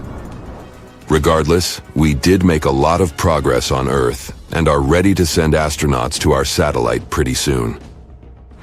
Here's where the Artemis project comes in. It's a program overseen by NASA. And to make sure it all goes well, NASA previously launched Orion, a spacecraft with no crew on board to orbit the moon and return to Earth. Think of it as an automated test drive. Before we actually send people out there again, we need to make sure all the devices work properly. One day, Orion will be the vehicle that will take astronauts to the moon again. It features a launch abort system to keep astronauts safe in case something bad happens during launch. It also has a service module, which is the powerhouse that fuels and propels Orion and keeps astronauts alive with water, oxygen, power, and temperature control. All these future projects make one wonder, what will life on the moon be like anyway? We can only use our imagination for now. Some say we'll be living in homes straight out of a fairy tale, something like a cozy hobbit hole. Living underground on the moon might be a must. That's due to the scorching temperatures and the lack of oxygen. If you add meteorite threats and the non-stop radiation, it's no wonder we can't just walk on its surface.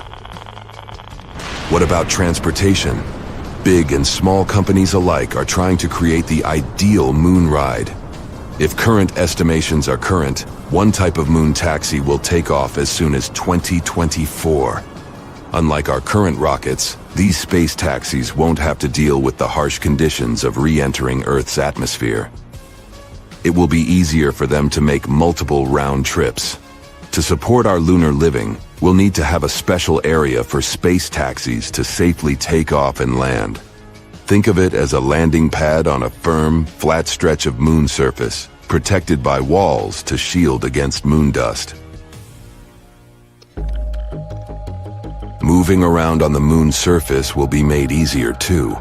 The next generation vehicles we're talking about will have their own controlled environment, which means you won't need a spacesuit while inside. Should feel like stepping out of your space ride for a bit. Then of course, you'll need to put on your spacesuit. All right. So we've got our homes and our rides sorted. But what about fuel? That's where the moon throws us a lifeline. The moon's lighter gravity means we don't need as much power to escape its pull.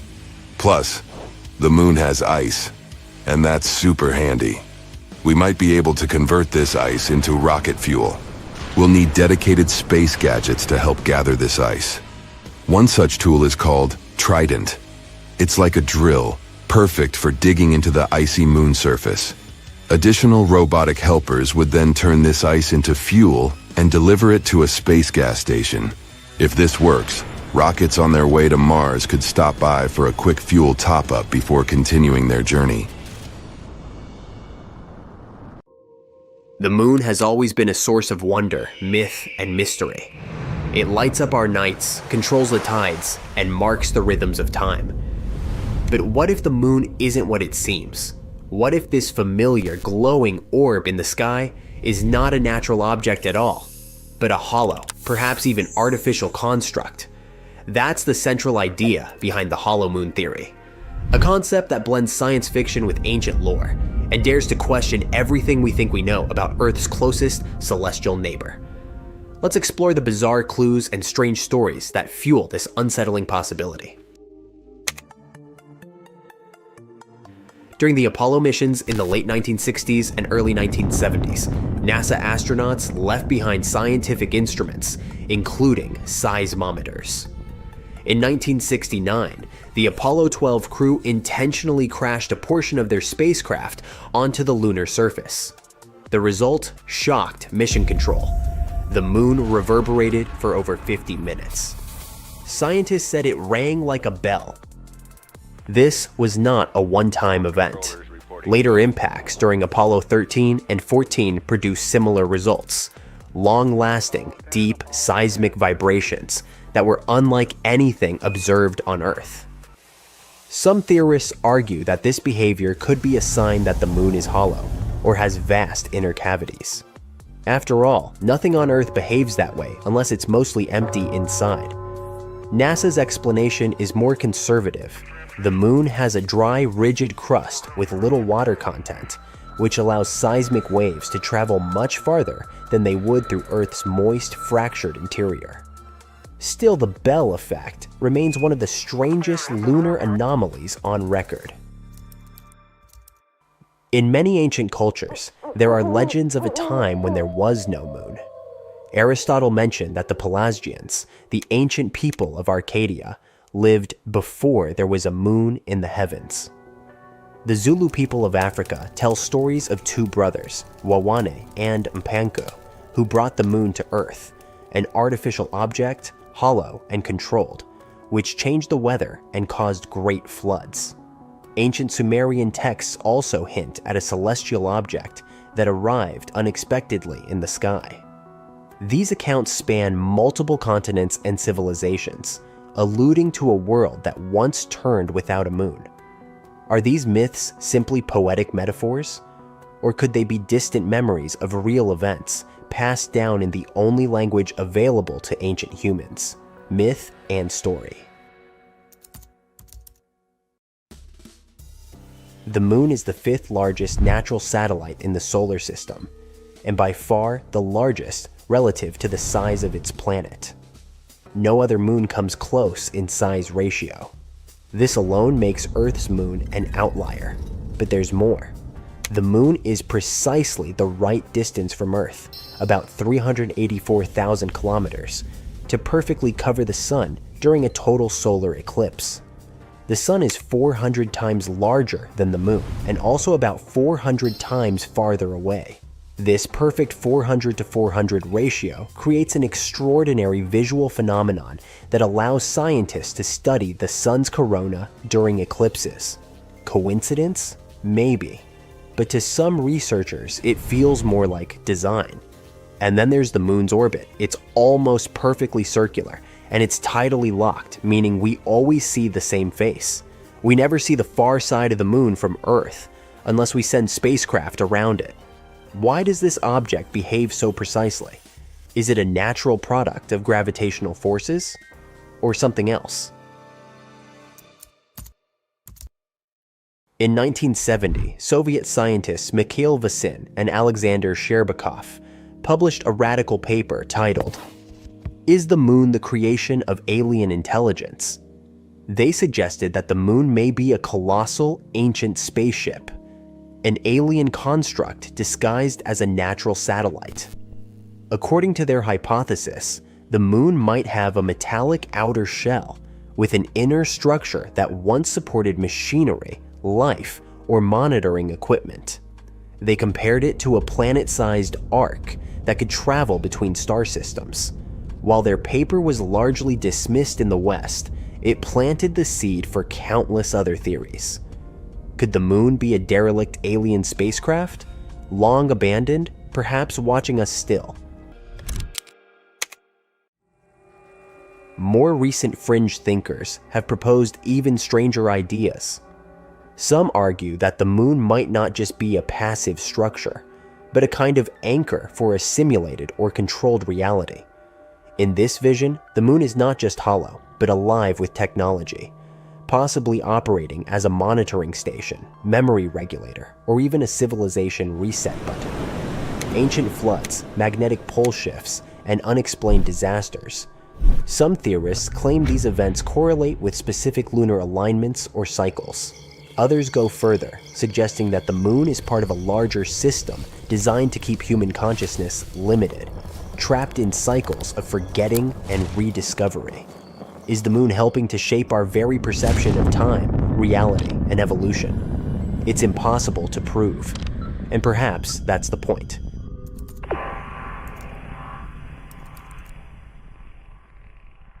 Even beyond the big theories, there are many small puzzles that don't quite fit. For example, when scientists first studied moon rocks, they expected to find thick layers of accumulated dust, possibly several meters deep. Instead, the moon's surface dust was surprisingly shallow. Where did all the debris go? Radio signals sent to the moon sometimes bounce back with strange delays, suggesting interior reflections that aren't typical for solid rock. And then there are the mysterious transient lunar phenomena. Sudden flashes, glows, or color changes on the moon's surface. These have been observed by astronomers for centuries, yet remain unexplained.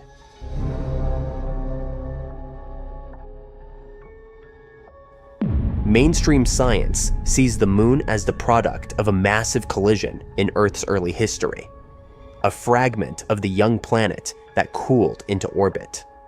But for every answer science provides, there seem to be more questions. Why does this object behave so perfectly? Why do myths around the world speak of its arrival? And why does its presence feel so scripted?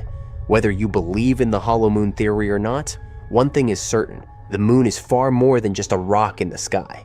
It is a mirror to our imagination, a beacon to our ancestors, and maybe, just maybe, a puzzle we were never meant to solve. What if we built a huge tower on the moon? A tower that could provide future missions with light, power, and guidance technologies that could help astronauts explore our natural satellite. It's not something from a sci-fi book. It's a novel idea from Honeybee Robotics, one of the brightest space technology companies. the lunar utility navigation with advanced remote sensing and autonomous beaming for energy redistribution, or simply Lunar Saber, is a 328 tall pole. It's capable of holding 1 ton of equipment on top of it. But how could we build such a giant construction? No rocket would be able to hold and land such a giant pole on the moon. And building such a tower on the lunar surface without already existing infrastructure would be next to impossible. So, Honeybee might use the deployable interlocking actuated bands for linear operations Diablo system. It uses a rolled piece of metal and bends it into a deployable cylindrical structure that can support really heavy payloads. It would be easier to build it on the moon because gravity there is only 16% of that on Earth. The structure could serve as the base for Lunar Saber. Power is crucial on the moon, so putting solar panels along the sides of the pole would be super useful. The company is now discussing 2 types of solar panels. The first one is like a yo-yo extended from the top payload holder of the tower. It would envelop the metallic structure and allow access to the sun at all angles.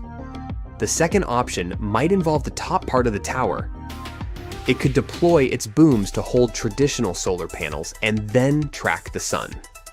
Power supply wouldn't be the only Lunar Saber's task. It would also be able to beam power to other devices, track other devices, and provide communication, light, and energy. Let's talk about these functions in more detail. If one mast of the pole was bathing in sunlight while another was lingering in shadow, the one with excess power would be able to beam power to the one lacking it. Plus, similar power beaming could happen between Lunar Saber and rovers and astronauts in spacesuits. To beam all that power effectively, though, the tower would need to know the precise location of those objects. That's where the second technology would come in. Lunar Saber could use a set of sensors to find and track other objects. Basically, anything in a direct line of sight could be tracked and powered by the tower itself. Lunar Saber could also act as a lunar cell phone tower. It would allow wireless communication in its network. And finally, it would be super helpful for astronauts to actually see where they would be going. Rovers wouldn't need to wait out the 2-week lunar darkness. Floodlights at the top of the tower could provide enough visible light for astronauts and rovers, which would allow them to effectively perform their activities at all times. But guess what? The tower could become even more useful. We could combine several towers in a mesh. It would allow astronauts to communicate more effectively. Plus, power could be beamed even from the other side of the moon. It would enable 2 main applications that have been a thorn in lunar exploration's side so far: constant communication with Earth and constant supply of solar power. The thing is, explorations on the other side of the moon are quite tricky, which limits the area of scientific research to the side directly facing Earth. But a strategically placed mesh of Lunar Sabers could allow communication back to Earth, and we would be able to explore the dark side of the moon. Since at least half of our natural satellite is always lit up, if we placed Lunar Sabers correctly around the surface of the moon, there would always be at least one bathing in sunlight. That one sunlit tower would then wirelessly transmit power to others in its line of sight. This process would keep going until power was beamed to the main astronaut's base, supplying them with power even in the cold lunar darkness. Unfortunately, at the moment, such technologies look unrealistic. We're not close to having wireless energy transmission over long distances. Even on Earth, we still need to use batteries and wires. It might be easier to launch many satellites into orbit around the moon than to create a network of giant communication towers. There are a few theories about how the moon appeared in the sky, and recently a new idea has popped up. But before we discuss this newcomer, let's look at the most popular hypotheses of the moon's formation. The capture theory claims that Earth's natural satellite used to be a wandering body, something like a large asteroid. It had formed somewhere else in the solar system before it was captured by our planet's gravity when passing nearby.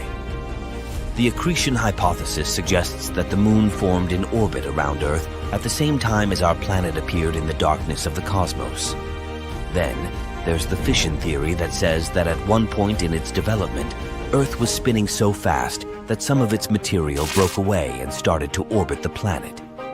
And the giant impact theory, which is the most popular these days, claims that the moon formed during a collision between Earth and another hypothetical planet called Theia, which was way smaller, probably the size of Mars.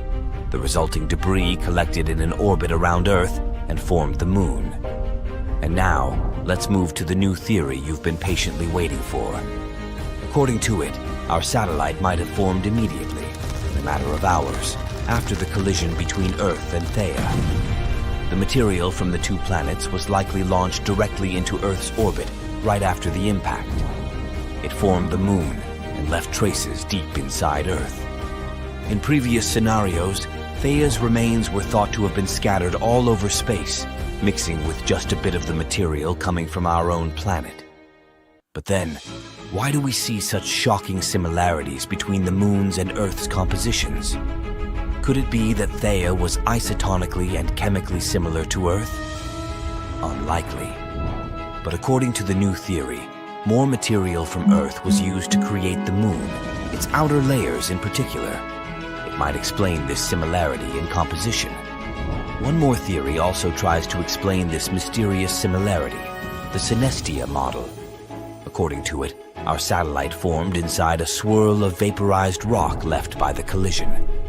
But this theory can't explain the moon's current orbit. The new single-stage theory does offer us plausible explanations for both the similarities in composition and the orbit of the moon. It might also provide us with some answers to previously unsolved mysteries. Since this scenario puts the moon into a wider orbit and gives it an interior that is not fully molten, it can explain the satellite's tilted orbit and thin crust. In any case, to confirm one of these theories, we need to analyze future lunar samples that will be brought to Earth by NASA's upcoming Artemis missions. Scientists will be able to get their hands on some material from deeper beneath the moon's surface and compare if real data matches these simulated scenarios. In the past, the Apollo missions already brought back about 1/3 of a ton of rock and soil from our satellite. These samples showed that Earth and the moon had some remarkable chemical similarities. They could only suggest one thing. These space objects had a linked history. If the moon had formed elsewhere and been captured by our planet's gravity later on, its composition would be very different from that of Earth. But if the moon had been created at the same time as Earth, or if it had broken off our planet, the type and proportion of minerals on the moon would be the same as on Earth. But they are a bit different. The moon's minerals contain less water than their terrestrial counterparts. The satellite is also richer in materials that form rapidly at high temperatures. That's why the most accepted model of the moon's formation these days is the giant impact model. Meteorites coming from the moon are a great source of data for studying the origins of our satellite too. They can tell us even more about the moon than Apollo samples, all because such meteorites come from all over the surface of the moon. Meanwhile, Apollo samples were collected just in one place near the equator, on the near side of the moon. On a starry night, you look at the sky and see twin moons high above Earth. It's a view science fiction fans can only hope for, but it could have been a reality billions of years ago. If we want to be super precise, 4 billion years ago. A recent model suggests that the highlands of the moon's far side could have been created by a collision with a smaller companion moon in an event dubbed the Big Splat. The mystery of why the near and far sides of the moon are so different have been puzzling astronomers for decades. The near side of our natural satellite is low and flat, while the landscapes of the far side are high and mountainous. That part also has a much thicker crust. It leaves us with a somewhat lopsided moon. According to the giant impact model of the origin of our satellite, a Mars-sized object crashed into young Earth early in the history of the solar system. This event produced loads of debris that then coalesced and formed the moon. The new model, though, suggests that there could be a second moon orbiting around Earth. It would have been around 750 miles in diameter and could have formed in the same collision. Later on, this smaller moon could have fallen onto the bigger one, coating one of its sides with an extra layer of solid crust tens of miles thick. This model fits the moon-forming giant impact theory surprisingly well. After all, it does predict that there had to be tons of debris left in orbit around Earth after the collision, besides the moon itself. It also agrees with what we know about the dynamical stability of such a system, the ages of lunar rocks, and the timing of the cooling of the moon. There are other computer models that suggest a companion moon too. Another team of scientists used computer simulations to figure out the dynamics of the collision between the moon and a potential smaller companion. According to their model, it was about 1/30th the mass of the main moon. They tracked the distribution of lunar material in the aftermath of this event and its evolution. They found out that the impact would have been relatively slow, at a mere 5,000 miles per hour, which is slow enough for rocks not to melt. Plus, no impact crater would have formed at such a speed. Instead, the crust and rocks from the smaller moon would have spread over and around the bigger moon. On the other hand, such a collision sounds a bit weird. Being slow, it doesn't leave an impact crater. But at the same time, it splats material onto one side of the bigger object.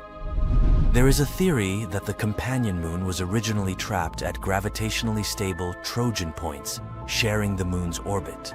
But later, it became destabilized after the moon's orbit moved further away from Earth. The collisions could have happened anywhere on the moon, but that might be the reason why today's moon is lopsided. This model also explains the differences in the composition of the moon's crust. On the near side, it contains more potassium, rare earth elements, and phosphorus. These elements are thought to have been concentrated in the magma ocean that remained under the solidified crust of the moon. In the simulations, the collision squished this layer onto the near side of the moon. But even though this model explains a lot of things and answers loads of questions, the theory remains unconfirmed.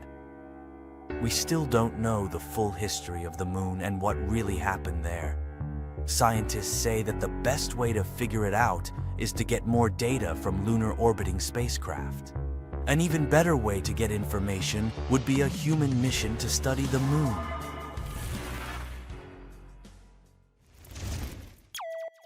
In the universe, wonders are never in short supply, and each one tells us a story about time, space, and our place among the stars.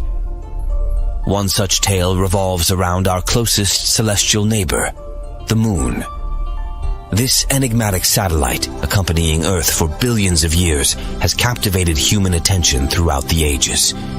From the first shamans worshipping the moon to modern-day scientists probing its surface, it remains a key to understanding our past, present, and perhaps future. Here's the sun. It's in the center of our solar system. Mercury, Venus, and here's Earth and the moon. The Earth takes 365 days to orbit around the star. At the same time, the moon revolves around the Earth and completely orbits our planet in 27 days. The Earth creates a shadow zone, and sometimes the moon passes through it. The shadow is cone-shaped and gradually narrows. The moon is 238,000 miles away. That's like 9 lengths of the equator. At this distance, the width of the shadow is about 2.6 times the width of the moon. When the moon is in this zone, direct sunlight doesn't reach it. That is, it should have disappeared, but instead it becomes red. All because the sun's rays pass through the Earth's atmosphere. They scatter and most of the blue light disappears. But the red and orange rays continue and hit the surface of the moon. Voila! You see a phenomenon called the blood moon. By the way, this curvature of light occurs at sunsets and dawns. The atmosphere scatters the blue light and you see a red and orange sky. If you were standing on the surface of the moon during a total lunar eclipse, planet Earth would be exactly between you and the sun, so you would be able to observe the solar eclipse. The surface of the Earth would become entirely dark for you. All you'd see would be the sun's corona illuminating the edges of the planet. The Earth from the surface of the Moon is almost the same size as the Moon from the surface of the Earth. Such a red eclipse of the Moon is rare because several factors must coincide. One of them is that the Moon must be full. Usually, you can see 2 total lunar eclipses a year. In 2038, you'll be able to see 4 such eclipses, and the eclipse itself can last up to 108 minutes. But this is rare, and the last time such a long blood moon was seen was in 2000. Many years ago, people didn't know so many facts about our satellite, and the sight of a red moon frightened them. It was a bad sign and a harbinger of trouble. People who knew the schedule of eclipses could take advantage of it. For example, Christopher Columbus had an astronomical almanac and knew when the next lunar eclipse would occur. He frightened the inhabitants of the Caribbean islands when he predicted the red moon. The moon is gravitationally locked with the Earth. That's why it is always turned to us with one side, like Mercury and the Sun. But the moon doesn't stand still. It's gradually moving away from our planet. About 1.5 in a year. Not quickly, but in about 600 million years, it will have shrunk in our sky so much that we won't be able to see lunar eclipses anymore. Do you see this crater? It's Tycho. It's visible during a full moon because of these bright rays that extend thousands of miles from its epicenter. This is the youngest crater on the moon. Scientists say it appeared there due to a meteorite impact about 109 million years ago. At that time, dinosaurs were roaming the surface of our planet, and they may have seen the impact. It was most likely accompanied by a big explosion and looked like a salute in the night sky. In wrapping up, our relationship with the moon is a testament to the beauty and mystery of our universe. Its patterns, movements, and influence on Earth serve as a reminder of the grand cosmic dance we're a part of. If you're intrigued by such celestial wonder,